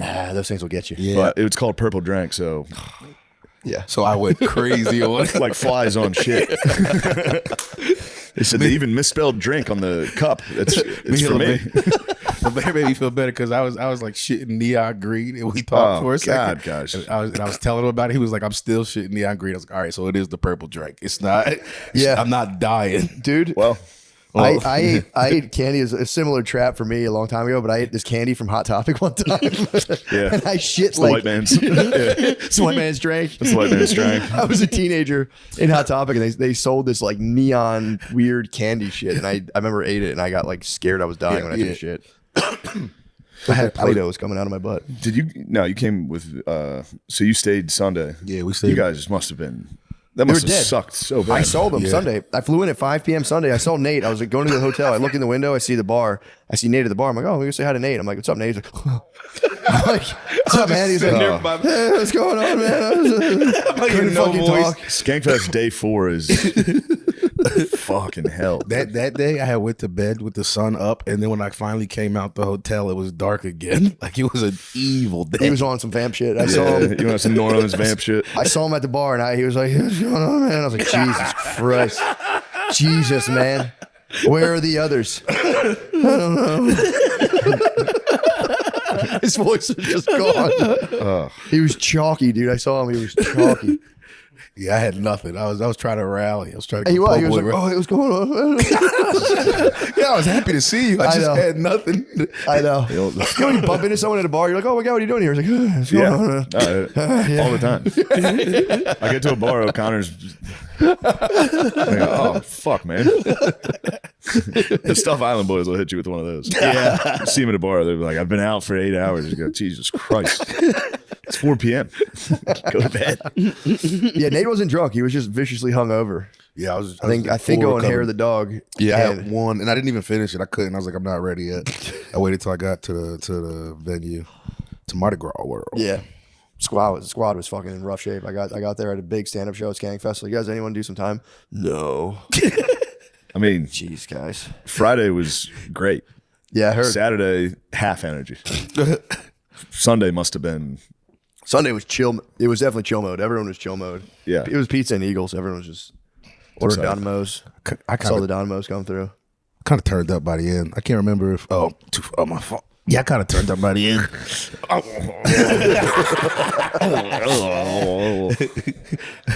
I went to that was the only night I went to the after party. Was that just because I don't know, wanted to do it once. And, whatever. I wore the thing the whole way home. Just a badge that said barely legal on it the whole way home. Oh man. Name of the strip club that the after party was called Barely Legal. But I didn't go. Every lady there was kind of old, so it was kind of nice. Like it's kind of a funny. Very legal. Yeah, they were like obvious. They were clearly legal, undeniably legal. I wonder if you could do a class action suit. Like, you guys should be perpetrating the illusion that I am committing a great crime. The great statutory. I didn't feel like a pedophile at all while I was in there. I was hoping to catch a little. You might be able to make some bucks. What'd you say? I might be able to make some bucks. Take some pictures of them and like go out to a judge and be like, do any of these look like they could be of questionable age? I was fooled. I want my $15 ATM fee back. Yeah, that's funny. Well, I guess that was the brand. Oh no, the ATM just had a super high. You know how they go. Yeah. And the ATM in a strip club. They watch. They're like sharks. No desperation from every guy in there. Yeah, there's I think they have one by those ATMs. They have that thing when you go into a gas station. It's like when you run over the thing. It's a bell that goes He's off. back. So all the strippers go. There he is. Yeah, they're like this. They go. There's our marker. Yeah, I didn't. I got invited to the after party. I was like, no way, bro. No shot. Not going to the Barely Legal. Zero shot. I'm not even staying awake. Strip club on Bourbon Street with Legion of Skanks. Yeah. This episode is brought to you by Prize Picks. Oh, yeah. You and I make decisions every day, but on Prize Picks, being right can get you paid. Don't miss any of the excitement this holiday season. Yeah, there's so much hustle and bustle. Oh, it's crazy. The last thing I want to do is miss the excitement on Prize Picks. Exactly. Seriously, dude. Hey, Matt, make sure you download the app. All right? You got to download the app today. So you don't miss out on any special offers from this holiday season. PrizePicks is always offering promos like max discounts, where a player would only need 1 yard or 1 point to cash your pick. Wow. And here's a new feature. Fuck. It's all right. And here's a new feature to get hyped on. PrizePicks now has early payouts. If your player gets off to a hot start, you now have the option to cash out on those winnings before the game even finishes. Oh my God. That's nuts. That's awesome. Download the PrizePicks app today and use code DRENCH to get $50 in lineups after you play your first $5 lineup. That's code DRENCH to get $50 in lineups after you play your first $5 lineup. PrizePicks. It's good to be right. It's good to be right. Yeah, anyway. Well, it's fun. It's a fun time. It was actually, I think it was probably my favorite one of those. Yeah, it was in a long time. That was a really good one. I was curious how they're going to work it in New Orleans, and man, they truly did find the perfect place. Yeah. So that place right on the waterfront, it was cool. Yeah, the bridge in the background. Debauchery at that fucking thing though. Yeah. You hear a story, everybody comes in and goes, yeah, fucking I just got jacked off on a Ferris wheel. You're like, oh man. Yeah, it's kind of nice. It's crazy what's going on.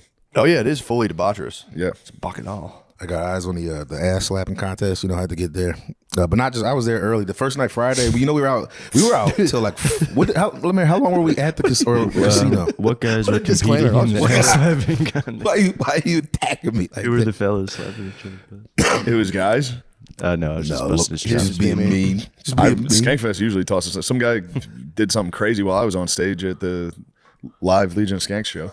What happened? What do you do? I don't know. I didn't look, but I heard about it. He kissed a dick. There was 2 guys that Yeah. kissed a dick, and it didn't even take much convincing. Like, No, they brought it up. Yeah. They're like, yeah, we'll fight tomorrow. The loser has to suck a dick. I'll do it. It was like, no one's making you do that. They're like, we'll do it right now. the one And guy of course, was the entire crowd's like, do it. Just sitting there with David Tell, like, Jesus Christ. Dude. It was just a dick. Whose dick was it? a guy who A guy just who got just engaged. proposed. Oh, What? Yeah. Sin. Yeah, that's crazy. I know a guy who just proposed in the room, right? And also got his dick kissed in the rings by a fella. At the I'm guy's sorry, butt slapping contest. I'm sorry, Nate. And then he shit lime green. It is funny to be on the phone with your babe and be like, what are you doing down there? Like, I was at the guy's butt slapping contest. And then, well, I got double dog dare to kiss him at his penis, and it's going pretty good otherwise. Yeah, she was in the crowd. The girl he proposed to. They did it live, and then he kissed it. He got his penis kissed. He by got a- his kissed. Yeah. That's kind of powerful, dude. If you just propose, and then you're... It's also off to a terrible start. She cheated on her within 3 minutes. He got his dick touched by a guy immediately. and it was just like a peck on the helmet. Allegedly. I didn't see it. 2 pecks? You 2 watched. pecks. Oh, you were up close. Wait, who went for... You were up close and yeah, personal. you had eyes on it. I was in the balcony. I couldn't believe it was happening. You would have been out with binoculars on. Clutching a bunch of beads. Yeah, that is a funny, like, that's a big thing. Like, oh, tell me the proposal story. It's like, well, and then someone actually kissed his penis. And then Lemaire goes, not once, but twice. 2 pecks. Very European. It's 2 different guys. He went, It's very respectful. yeah. It was 2 different guys because the one guy was like, Lewis, you said for me to fight, I have to suck a trans dick, and I'm looking forward to that. And Lewis was like, we're going to let that go. And then Yeah, the it's other, like, you don't have to actually do that. And he was like, nah, man, fuck that. and then the other guy was like, that's gay. All you told me I had to do was kiss a dick. And he was like, also, I'll do that right now to prove it. This is an audience member? Yeah, and everyone was kind of like, you don't really have to do that. Please Yeah. don't. Yeah. And he's like, no, I'm. That is nice, though. It's a good move. Like, yeah, I was at Skank. Who won that made me fight? do it. Those 2 fought. Yeah. Skinner versus the ukulele Hawaiian. Interesting. I missed all that. I got there. It was just like everyone was just dragging. I mean, yeah, they were tired from that. True. Friday and Saturday. Yeah, but I Saturday mean- was. Wrestling. If I was wrestling and kissing penises all day, I'd Yeah. talk it out. I would. It's a full day. It's a busy day. They got to top it next year.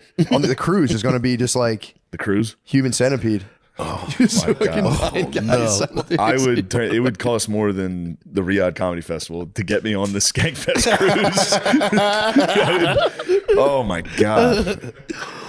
Yeah, true. But yeah, you guys don't think I'll jerk off and shit in this pool right now? Yeah, If I watch this? it'll be the poop cruise just without Perfectly working boat. Yeah, the boat will be fine. There's gonna be shit and homeless shelters on deck. Oh my god! Fucking They should do a cruise and just never set sail. Just be on a docked boat the whole time. people are gonna be jumping off. Yeah, but that's the I mean, only way you don't lose a person is if you stay docked. If they take off, they will lose someone. Yeah. Yeah. Oh, Yeah. dude, for sure. You ever see those videos where people do that shit? Just Yeah. think it's gonna be hilarious, jump off a cruise ship, and then Damn. There'd be a new like indigenous population in like the St. Peter Yeah, Islands. yeah. It's a bunch of fucking chubby white guys. Like, Yeah. we found here. This land came to us. Yeah. They'd be like They need a aliens. couple skankettes Yeah, to true, repopulate, true. but they would.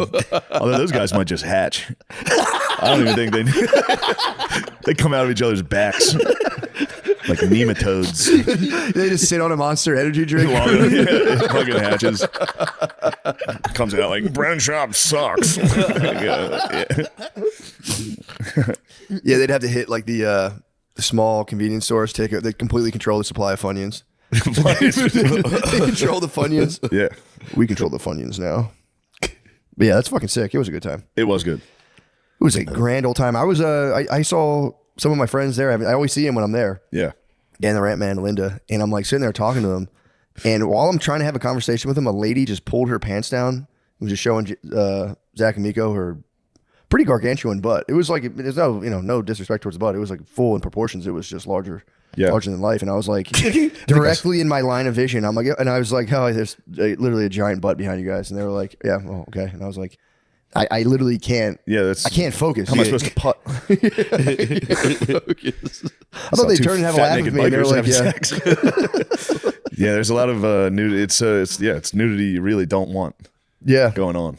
This was I will say this was a pleasant giant butt. I think I know exactly what you're talking about, and it was a very nice, gigantic butt. Yeah, it was. Talking. Yep. Yeah. Beyond Talking pog. It was beyond It was a wide pog. load. Yeah, it's a wide load. It was Yeah. beyond pog. Yeah. There has to be something beyond a pog because this was like. Blob. Blob. It was a No, blob. it wasn't blob. It wasn't blob like. It was fully rotund. Yeah, it was like shapely, but it's like she was great and just kept expanding, but kept everything. Like a tree, like it grew from the inside and kind of each year was like a ring. I would like a core sample to see the age of that butt. I'd be curious. I'm sure it was like a mighty sequoia. Yeah, the naked roast, I stuck around for 2 of those, Nice. and I'd seen more than enough. Saw a couple penises. So yeah, that's all you see. Yeah. And then yeah, that was the extent of the nudity. I think I just saw a couple guys' tiny penises. Perfect. I don't, dude. I'm still trying to figure out the why someone would do the reason somebody would be like, yeah, I can't figure that out. I'll stand up there and do stand up and show my tongue. I have a hard enough time like just doing stand up with all my clothes on. Yeah. To remove my clothes, I'd be like, no, absolutely fucking not. I feel like I get it for ladies, especially if they're hot. Like you stand up there, you're like just hot. But dudes will do it like Obviously. fat with their little dicks. Yes, It's just, obviously for ladies, it's a great thing to it's stand kind up of the coolest thing. But Yeah, but they're not even really naked. I feel like maybe there they are, but I feel like a lot of the naked roasts I've seen or the naked stand-ups I've seen is like women wear bra and underwear, men pull out the Yeah. tiny flaccid. yeah, So, which is I think that's fair. yeah, Yeah. You can't be like you can't bar women from not being able to show their nipples in regular life and then be like, all right, yeah. bust them out. Actually, yeah, you could. Now that I think about it, but Yeah, quite the opposite. Yeah, now's the time. true. It's been sanctioned. That law will never change. You think it'll ever change when women can just finally go? I think we could be close to like all topless beaches. They can in Austin. They can or they do. They can like legally in specifically Austin. Like I'm pretty sure in Austin you can Yeah, legally. Barton be- Springs, you could. Yeah, Okay. But I think you Yeah. can just like walk down 6th Dude, I Street. told you I saw a lady one time in my neighborhood and she didn't look crazy, but it was just naked from the top. I'm pretty sure it's legal here. What? Yes. So why aren't more feel like exercising their right? I feel like it's. I don't know. It is aggressive. Yeah. Yeah. It's kind of fucking. It's aggressive for a guy to walk around shirtless. Yeah, I'm sick of that. It They need to makes cut me that mad out. as hell. Although, dude, the sunlight hits your chest, it increases the T.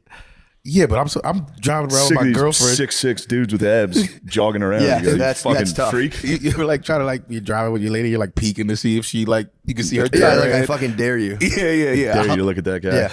Fucking pussy. That guy sucks. It is funny. Like, oh, you see something you like? Yeah, that's cool. Asshole.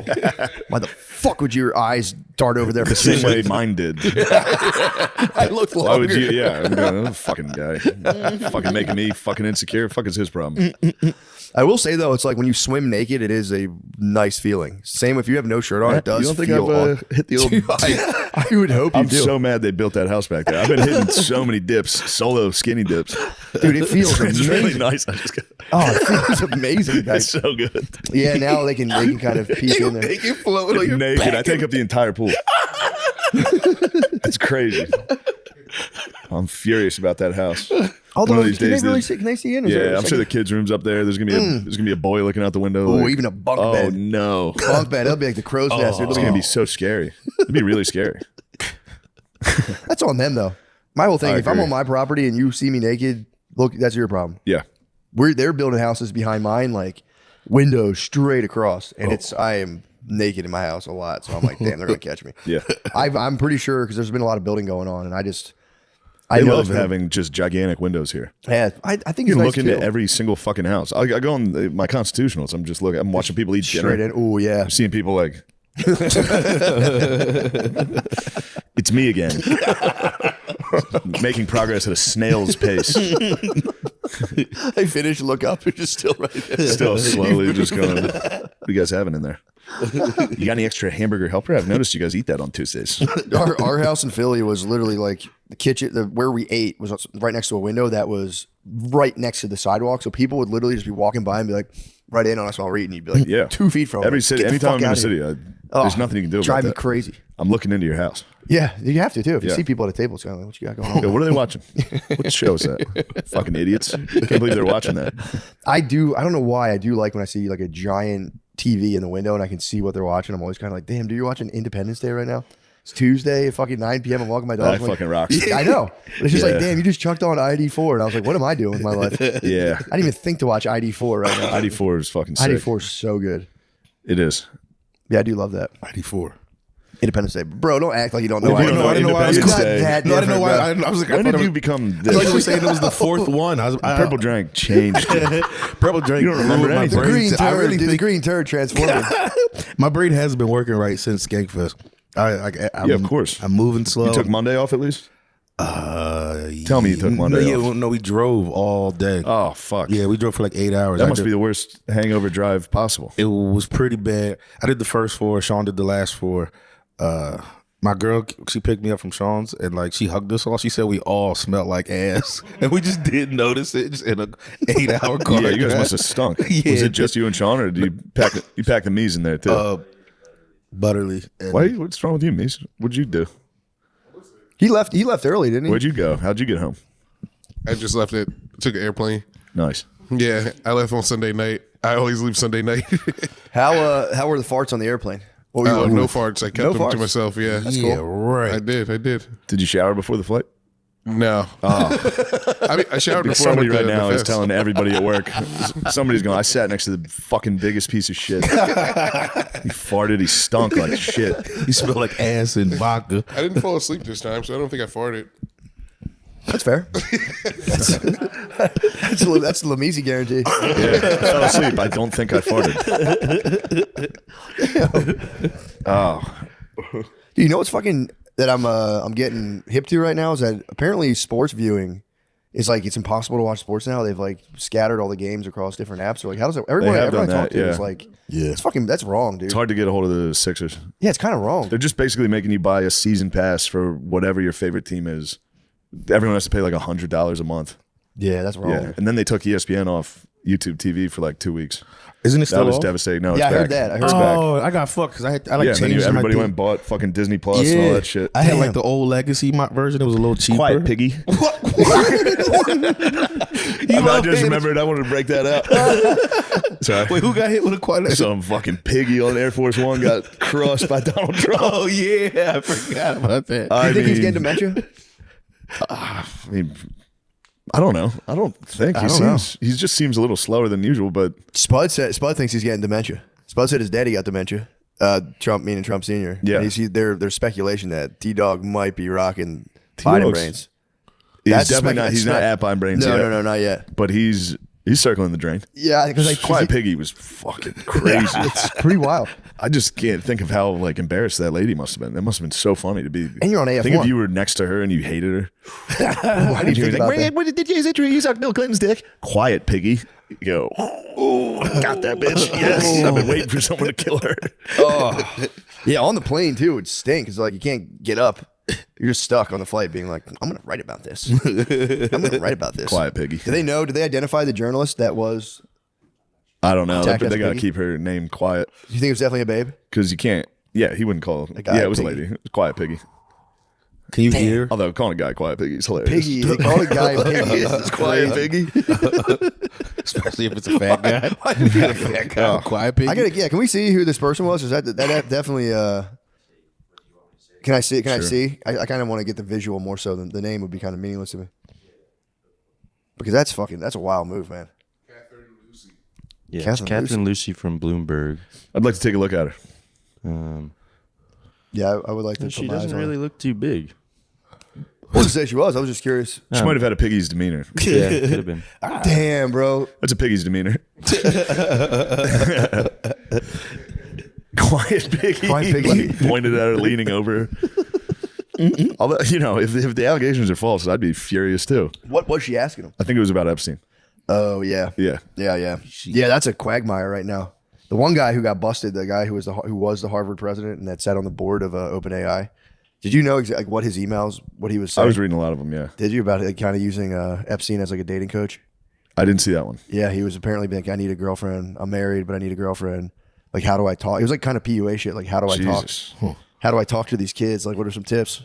How do I reach these kids? He had to neg them. He had to be like, bro, your geometry's trash, bro. What's your SAT score? His itch. Yeah, that's It's tough stuff.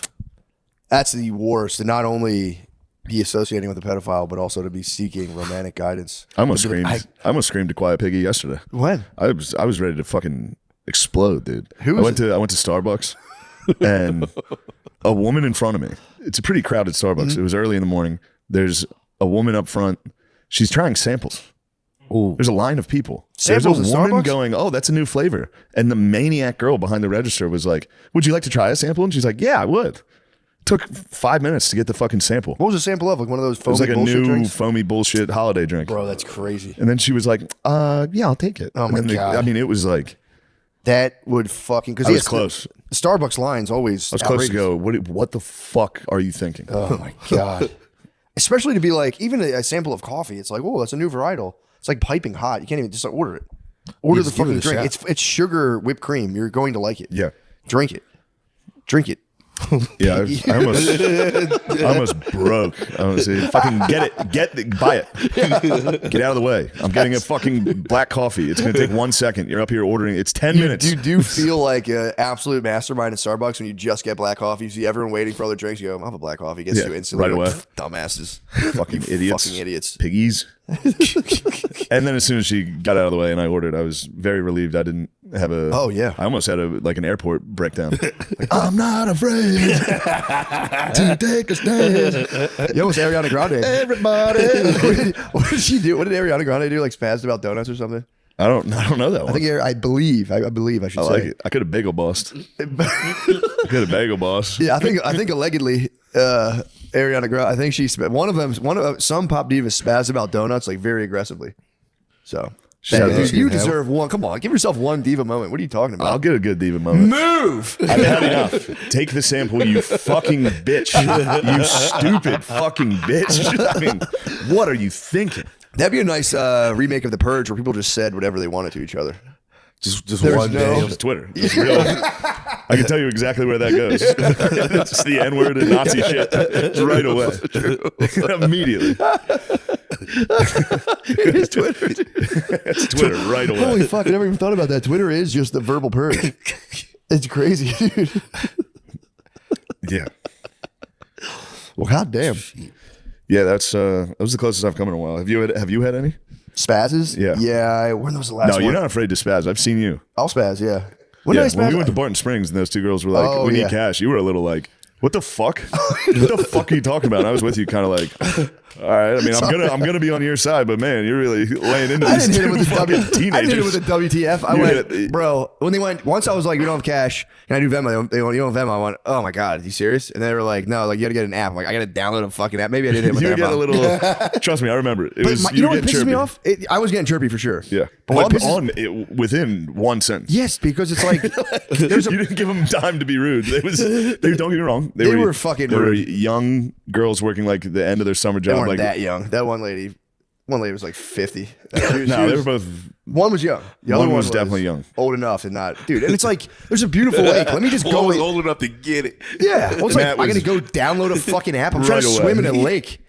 It's a God-created it was lake. on site, dude. Oh, dude. I see why it was a purple-haired lady reading a book in a tent, going, "No, we don't do that." I can't stand with bureaucrat energy when it was just was kind of like bureaucratic, you need to yeah. download an app, and I was like, I got to download an app to go in the Yeah. thing. It was like, come on, man, let me in this Yeah. fucking lake. Yeah, that's No, we had to Who are walk- you to stop me from we had going to in walk this lake? all the way back to our car to get some cash. Yeah, And I was pissed because I didn't have my goddamn wallet on me. I forgot. I was like, fuck. Yeah, it Yeah. pissed me off. That was nothing. I almost like for real. Where was I recently? Where you almost someone, flipped the tables at Barton Springs. That was Christ. You're like, "This is a natural lake. God gave us this. Be gone with your Jewry." I was like, "Matt, they're not Jewish. They're lesbians." yeah, that was that's that got me. That got me fired up. But yeah, luckily you were there to cool me out a little. I was along for the ride. I didn't was step hot. in. I was like, okay, no cash or no anymore. If I can't just tap with my phone, I'm like, what Cash are you- only is nuts. What are you fucking doing? Cash Why are you only is making it crazy. so hard? It's not 1985. Yeah. Like, let me get in here. I have my phone. I can do Apple Pay. Come on. And they were like, you need to down. When she said download the app, I don't know what it is. When I have to No, fucking that's download crazy. apps, I'm like, fuck. Yeah, So you're I sent you a thing. We have to download an app. I'm like, dude, fuck you. completely correct. Fuck you. Downloading dude. an app's crazy. I hate that shit. I've seen another person who's not afraid to go is Ari Shafir with TSA. I've never seen anything like it, dude. A guy took his lighter out of his bag, of course, yeah.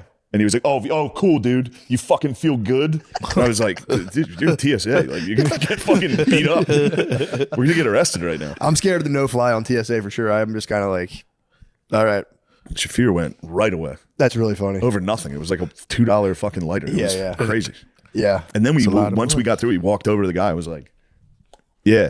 I was like, stop. You can't fight at the airport. You're going to jail for like 10 years. Yeah. This episode is brought to you by Aura Frames. The best part of the holidays, aside from the great food and the gifts, because be honest, we all love a good gift, Love a good gift.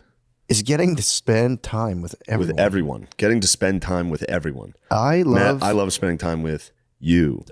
And I want our time together to be so special. True, dude. Holiday season. The way is I ours. make you feel special. Dude, around the holidays, An I'm Aura like walking on frame. air. I sent Matt an Aura frame stocked with photos of he and I.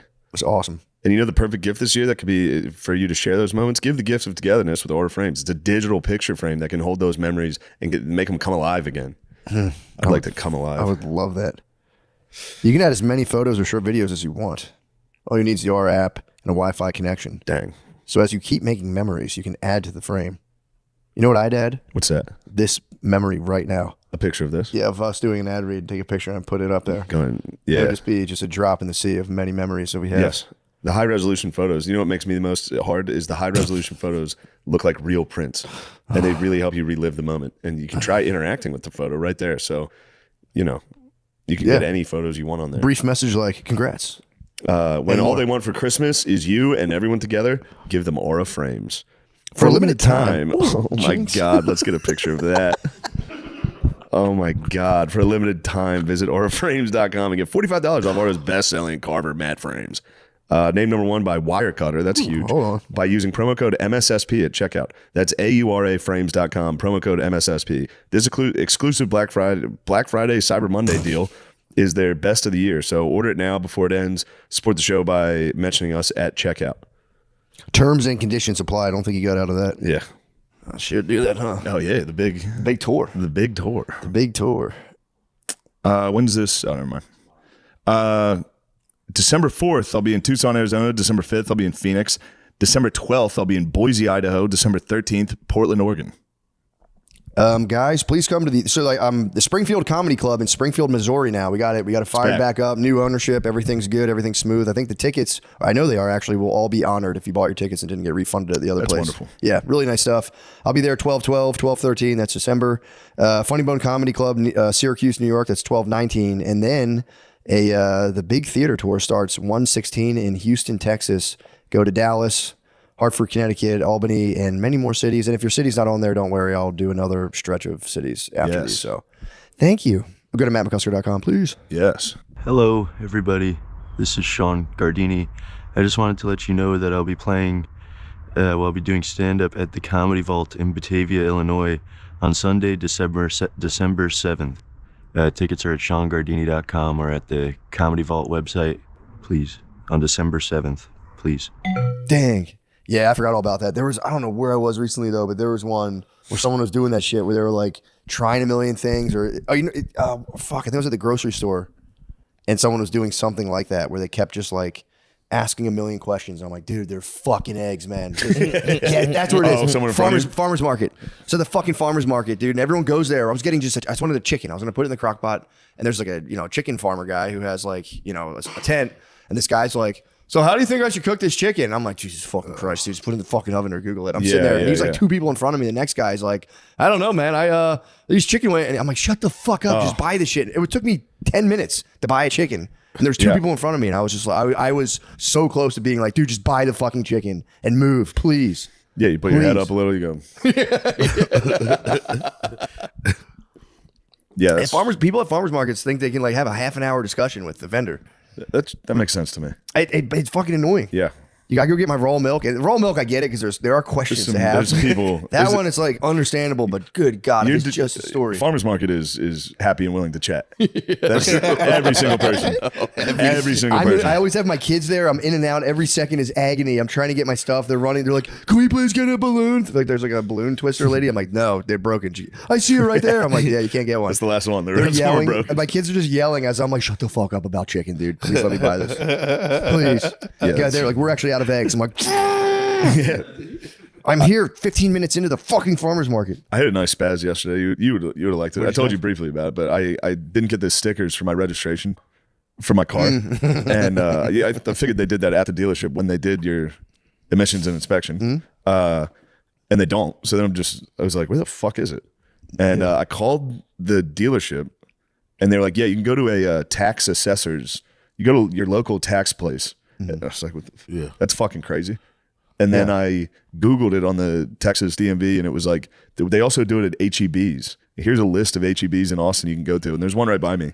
I'm in the parking lot, and I'm like, I can't go in there and go up to a register and be like, do you guys do inspections for cars? Because there's no way they do. Like, what the fuck is going on? And I drove and I sat in the spot for like 5 minutes of like, this is how this is going to go.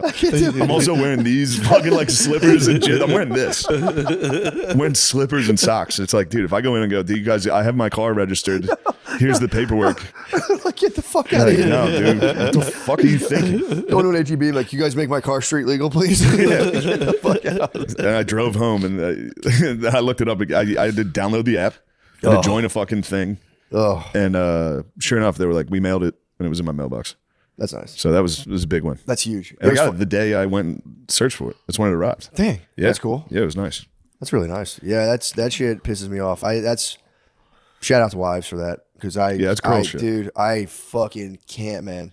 Can't do that shit. If it's like you have to renew any piece of paperwork, well, you need your social security card. It's like, yeah, I don't have one. I don't know where it is. I don't know where any of that shit is. Went to the post office to ship some shit. Yeah, that sucks. Chaos. I have no idea what I'm in public. I have no idea what I'm ever doing.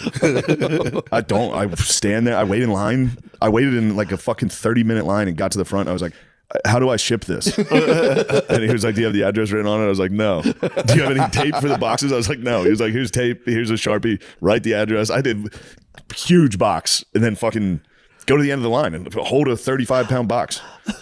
It's fucking crazy. Yeah, go back to the end? Yeah, I didn't want to butt. Yeah, that's fair to get to the front, do your work, Dude, and then go, everyone's hey. taking so long up there. Oh, dude, when I used to do all the merch stuff, I used to be in the post office all the time, and it fucking sucked. Although once you get like, when you're a regular at the post office, you kind of start feeling a star. Yeah. So I had a PO box, so if you had a PO box, they'll let you skip the line and go straight to the counter. Like, yeah, guys, excuse me, guys, I was feeling a little different with the PO box. Like, yeah, you guys are doing and other tape shit. it loudly in front of the line. The whole line's watching me. From 5 minutes easy of just taping shit. It's completely crazy. Trying to Sharpie an address, misspelling shit. It sucks. Yeah, that shit sucks so bad. I got crushed. I was renting a car recently. Actually, me and Sean had a nice little time in our Jeep. I rented a Jeep Wrangler. Yeah, Jeep thing. Showing Sean the Jeep life. It was They awesome. have ducks. They come some ducks. We could have. We stopped one time at a gas station. There were some ducks. I'm like, dude, I should line this thing up. Yeah. My brother has a Jeep, but he got like, they put the ducks on the front of your car. He had like 6 of them up there. And then one day he was having a bad day. It just was like getting in the car. I was like, why do I got these fucking ducks in here? Yeah. And knocked them all off. They're still like on the bottom of it. Just a bad day ducks, man. I had to rent that Jeep, and I like got there. Dude, car rental places, by the way, too. Like, you'll show up, and I'm like, oh, I just need a car. And they're like, did you do a reservation? And I was like, no, I just wanted to see if you guys have anything. Well, we don't have anything. We don't have anything. And then I'm like, I had talked to Brittany before because she was like, oh, I already, like, let me know. So I put it in the shopping cart. And I'm like, well, my wife said you guys have like a Jeep Wrangler, and like, yeah, we could do that for $69.99 a day. I'm like, well, why did you just lie to my fucking face? I just went, you know what? I'm not even gonna argue with this lady. I was like, yeah, I'll have that one then, since that is available. There's fucking 40 Jeeps in line. I'm like, why did you tell me you don't have them? Yeah. It was pretty nuts. They were I trying to forgot hit how shitty renting a car is at it's crazy. an airport. And oh my God. Yeah. But it was the one, usually it's all like, Brittany will take care of all that stuff. She didn't. That one time I was like, she's like, you should rent a car. I'm like, I'll be fine. I'll just Uber. And then I got there. I was like, I want to rent a car. And she's like, all right. She's like, I'll do it. I was like, I can fucking do it. It's like a child. I know how to do that. I get there and I'm like, she just doesn't have any fucking cars. She's like, she's lying. There's one in my cart. I was like, yeah, you have a Jeep. She's lying. Yeah, That's great. And then she was like, I'm like doing all the paperwork stuff. And she's like, what kind of car insurance do you have? And I was like, I have no idea.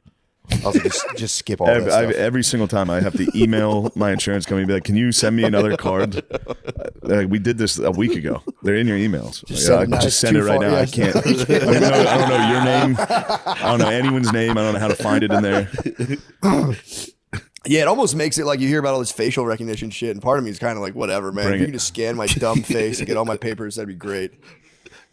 I can't stand that stuff. Yeah. Because I told you, when I went to get my license, it was or transfer my tags to Texas here. The guy was just like, thought I was going to be in and out. I'm like, here we go. And the guy was like, yeah, your license got suspended in Connecticut. I'm like, that was like fucking 10 years ago. He's like, yeah, you missed the last payment. So now like I can't do anything. And I was just like, I had to call Connecticut, and I was just like, just full spaz. I didn't know what to do. I had to get Connecticut on the phone. It was crazy. It was impossible. Getting It was impossible. Texas driver's license here. I called the Connecticut State Police. It was like, hello. I was like, dude. And they were just like, I don't know what to do for you. And I was like, well, that's your guys' fault. You're telling me it's fucking, I did it. I know I didn't pay it. I know I paid it. And then, dude, then they gave me my ID, and it was MC space C USKER. I get home, I'm like, bang, got my ID. Brittany's like, why is there a gap between your letters? I'm like, who gives a fuck? And then she's like, no, it actually will affect stuff. I'm like, dude, will you shut up about this? And then we went to apply for like some sort of thing, and they're like, yeah, they rejected your ID. And she was like, nah. Yeah, that's when the trying to get a Texas license took fucking forever. Took me a year of going. I would go to the DMV sometimes. I'd be like, it's time for me to get this done today. Yeah. Drive 30 minutes outside of the city to try to find a shitty one that no one's at. Yeah. Chock full of Mexicans in there.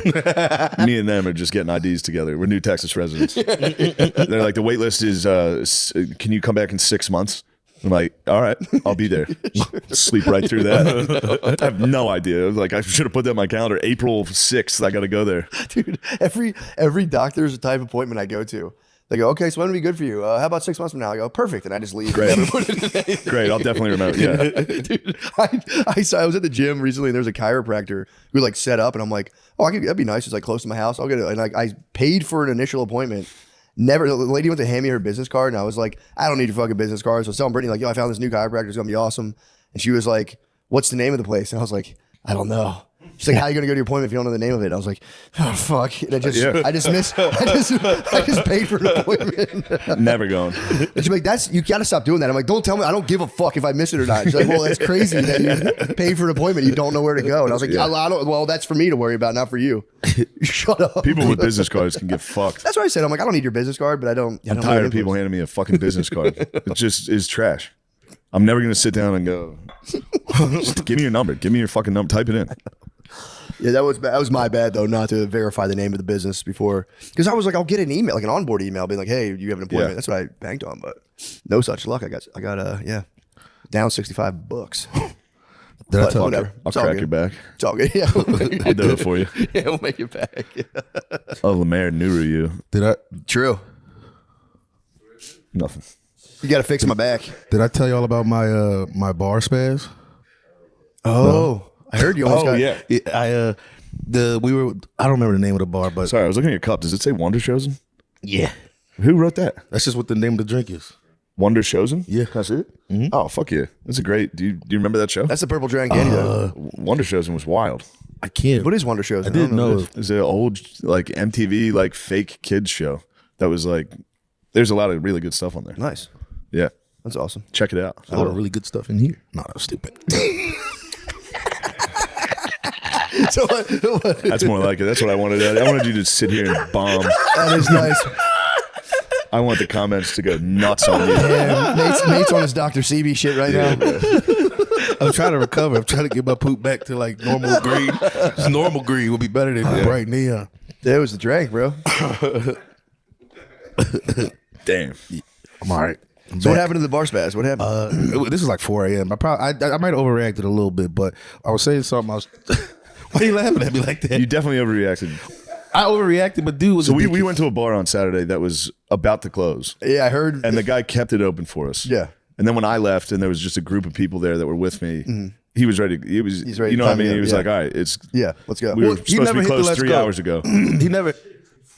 It was like 4:30. I can't believe you guys stayed that late. Well, he kept drinking. He was giving out. Well, it didn't happen to me, but he was giving other people there like free drinks. He was like in his own little. I think he got hammered while we were there, and at some point I forget. I'm talking to Chris Vega, and he said something to me, and like. I wish I could remember what I said back because like not knowing what I said back makes it sound like I'm definitely the asshole. But he takes my beer and he goes, "All right, you're done," and just like pours it out, like look at me in the eyes, like I'm a bitch. But you said something to him that you don't remember. I don't think I said anything crazy. I think I was like talking to Chris, and he just kind of came in like hopping into what we were talking about. Is how I remember You it. hit him with a quiet piggy, probably. Could have been a quiet piggy. If I had to guess, it was homophobic or transphobic. It might have been. I don't know. But he just came into the topic, and you were just kind of like, That's how I remember. What do you think it was, Lemaire? Well, I was just waiting for the after the incident. Oh, Like, yeah. Yeah, so after he poured the beer, that did make me mad as hell. And I was like, what the fuck was that about? And then I like knocked the empty off, which I'm saying is a spaz. It is a total spaz. spaz. It's a total spaz. But then I wasn't. Glass shattered. Glass definitely Yeah. shattered. dang. But still, you look somebody in the eyes and pour their beer out like that's. Yeah. Also, huge chance he had gone, "Hey guys, wrap it up," and got ignored 7 times. Did he do that? I don't think he did that. I don't know. Because also what was happening at that time is their regulars were there. He was like a lot of the regulars because their bar was still open. They were like, "Oh shit, my bar's open." So they were. I think literally one of them said was like, "We don't know who all these white people are, but we're happy." The regulars were, we're talking like Third Ward, NOLA. Yeah, Yeah, got yeah. you. And Got you. Nate, those guys didn't show up until after you were like, me and Fake, we're not leaving. We're not No, gonna they leave. were there. Like, 'cause I saw them. I definitely saw them. Because like I think you were outside, but they were there. But yeah, after that happened, it was definitely like the locals at their bar were like, You got your black lady on. huh? I didn't get my black lady. You got on. your black lady on. You No, shouted. You took something off the counter, threw it behind the counter. I didn't get my Started black. screaming, "Oh, I'm not going anywhere." I've seen it. No, I've seen every Denny's video. but they weren't When things go wrong, you start throwing plates and shit. No. I did it. I just did a little Yeah, bit. so, I just did a little bit nobody of pours out my drink. that. No, but They had you weren't- fucked. They had you fucked up. Man. They did have me fucked up. They did have me fucked up. And LeVar was trying to get out. It was because of how you were trying to get like skedaddle, and I didn't like the way that felt, and that's what it was. 'cause- Yeah, I was like, they're about to fight you. You keep slurring at the bartender to his face. I didn't. Did I? Yes. Yeah, you were dropping a lot. And I was like, bro, we got to leave. Hold on, he He's still not poured gonna his give you beer a out. drink. Looking in the eye and pouring your beer out is. It's crazy, but then I did kind of peep dudes who started like position themselves in ways Oh, to your like dreams. huh? It's all part of a plan. You go, what are you fellas gonna do? Take me in the alley and rough me up? Yeah, right. None of you could wrestle me in the alley. You wish you got a wrestling match. I mean, I knew there's more to it. I knew it was obviously unruly. You break a glass. I was a little honestly. I didn't. That was. If I was there, I would have joined their side. I said, let's get him, fellas. Wait, let me I tell would you. have come up behind you going, So after you smashed the glass, what was the next move? Just So I start peeping that there's like people starting to eye me in the bar, like staring at me and like getting a little closer and shit. And I saw one of them, and he was looking at me. I just went over to talk to him. I was like, I'm gonna just fucking figure it out. I was like, and I said what happened. I talked about the staring me in the eyes, pouring the beer out, blah blah blah.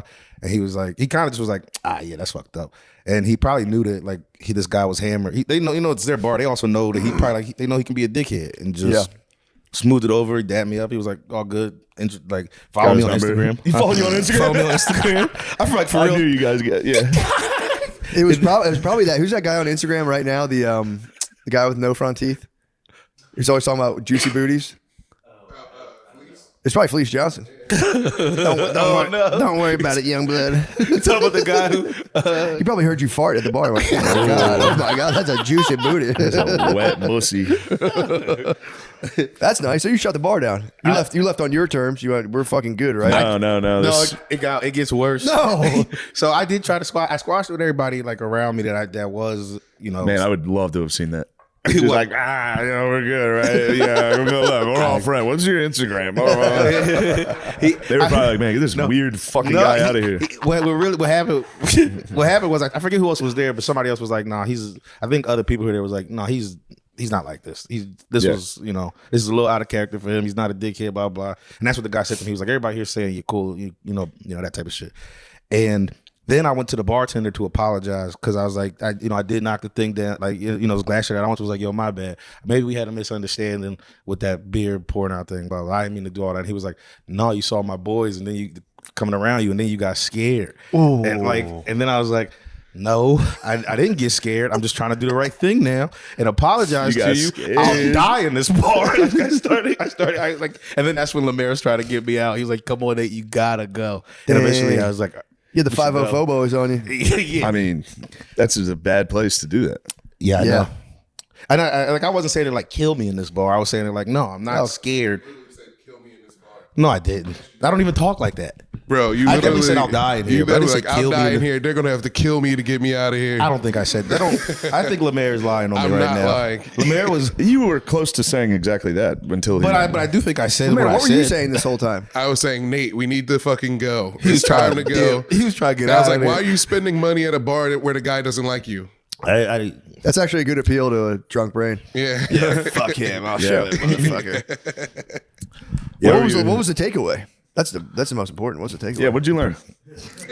Not a goddamn, not a goddamn thing. That's It'd be funny if that bullshit. whole night you had been talking about Cristiano Ronaldo the entire night. Yeah, You're like, definitely. oh, this guy sounds amazing. You didn't learn anything. I don't like your behavior.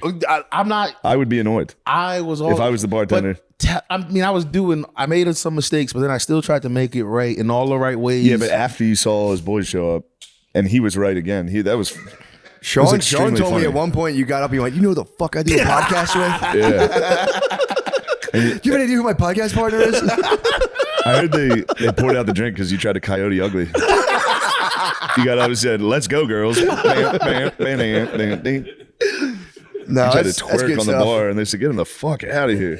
Smashing the glass is sick. It's too much. It is too much. It's not. I really didn't. I don't think I was expecting it to like fall and shatter. I wasn't thinking ahead. I just was like, come on. Oh, shit. Yeah. Now we done it. Clear the counter. Yeah. But I'm pulling off like not getting my ass whooped. I am pretty happy. Like I'm kind of proud of that because You survived. That would have been a rough one. it would have been I'd have been hospitalized. 4 a.m. Yeah. New Orleans. Especially after I'm ready to die, and as soon as someone cracks me, it's a misunderstanding. I don't really want to die when you say that.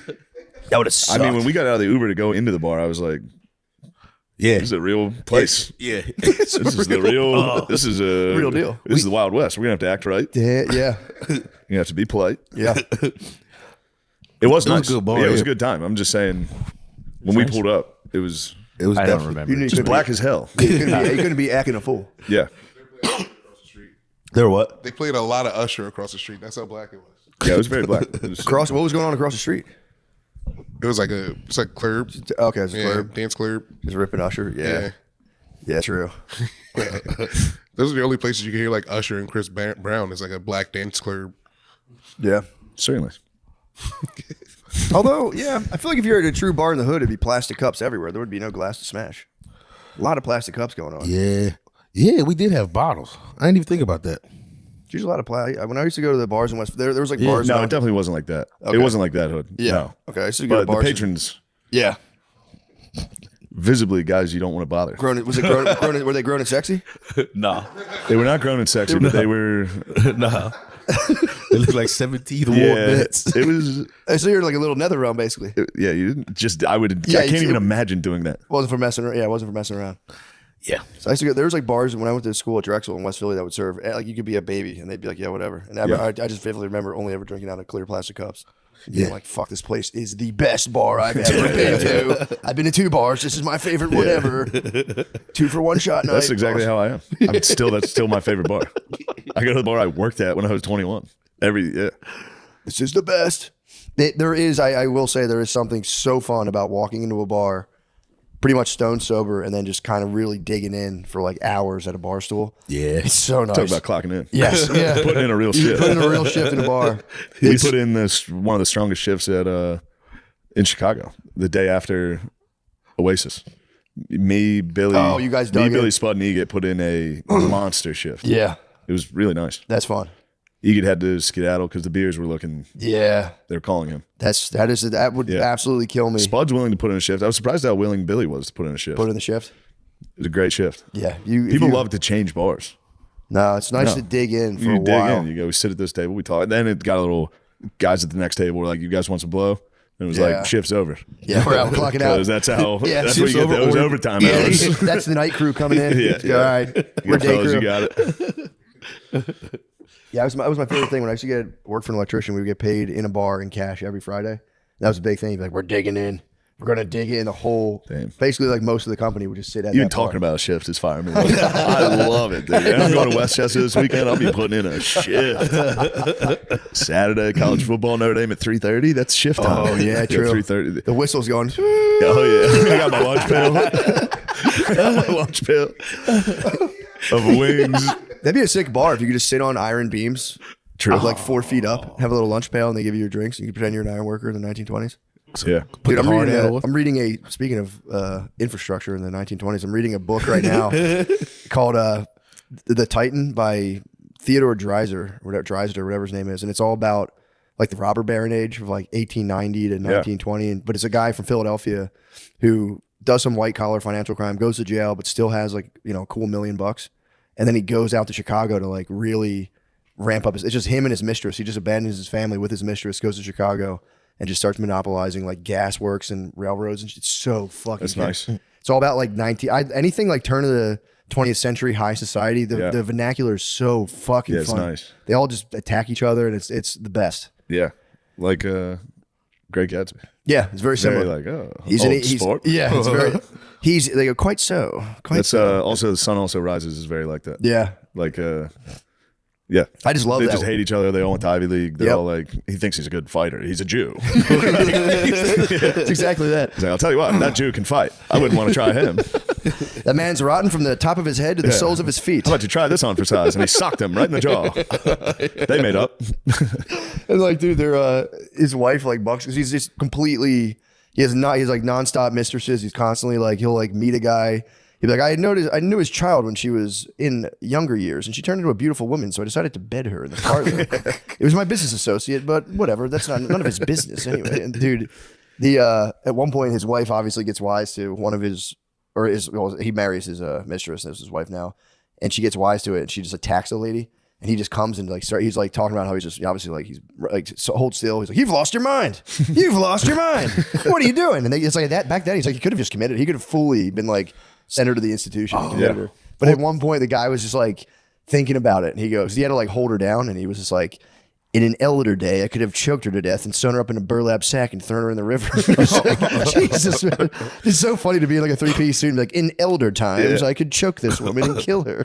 On the ride back, I had fell asleep when I was driving, so I put on Post Office by McCusker, and it was like out of nowhere, he's just like talking about going on his route, and then this lady, he just like It's a good scene. It was real uncomfortable because Shaw's ladies in the car, so I don't know why that made it worse. But it was like a woman in the car listening to that speed. It was like I didn't see that coming. Yeah, he got sucked by a nasty old woman. No, Wait, which one? When he jacks off? No, he took a lady. Oh yeah. And he was like, I finished her off, and then I left. It's like, damn. Yeah. I had this guy's posters on my wall. Yeah, Bukowski's not great. Yeah, I just that would call me off guard. Usually he's just drinking and fighting. Oh, it's the post office. All right, yeah. Yeah, those guys thinking they him on Riot really early, let yeah. it air out. Yeah, now it's like you don't have any strong women of color in your book, and then now back then it'd be like, I fucking killed that lady. Yeah, it's like, this is based on my life. Yeah, one time on my post office route, I saw a lady that kind of insinuated to have sex. I went inside and raped her, and anyway, then I got hammered and fist fought another guy. Yeah, those dudes are wilding out for sure. Yeah. How are we doing on this? I think we're good. I think it's time for the Patreon. Yeah, true. I have so many salacious stories. Ooh, yeah. I mean, this is nothing but headlines right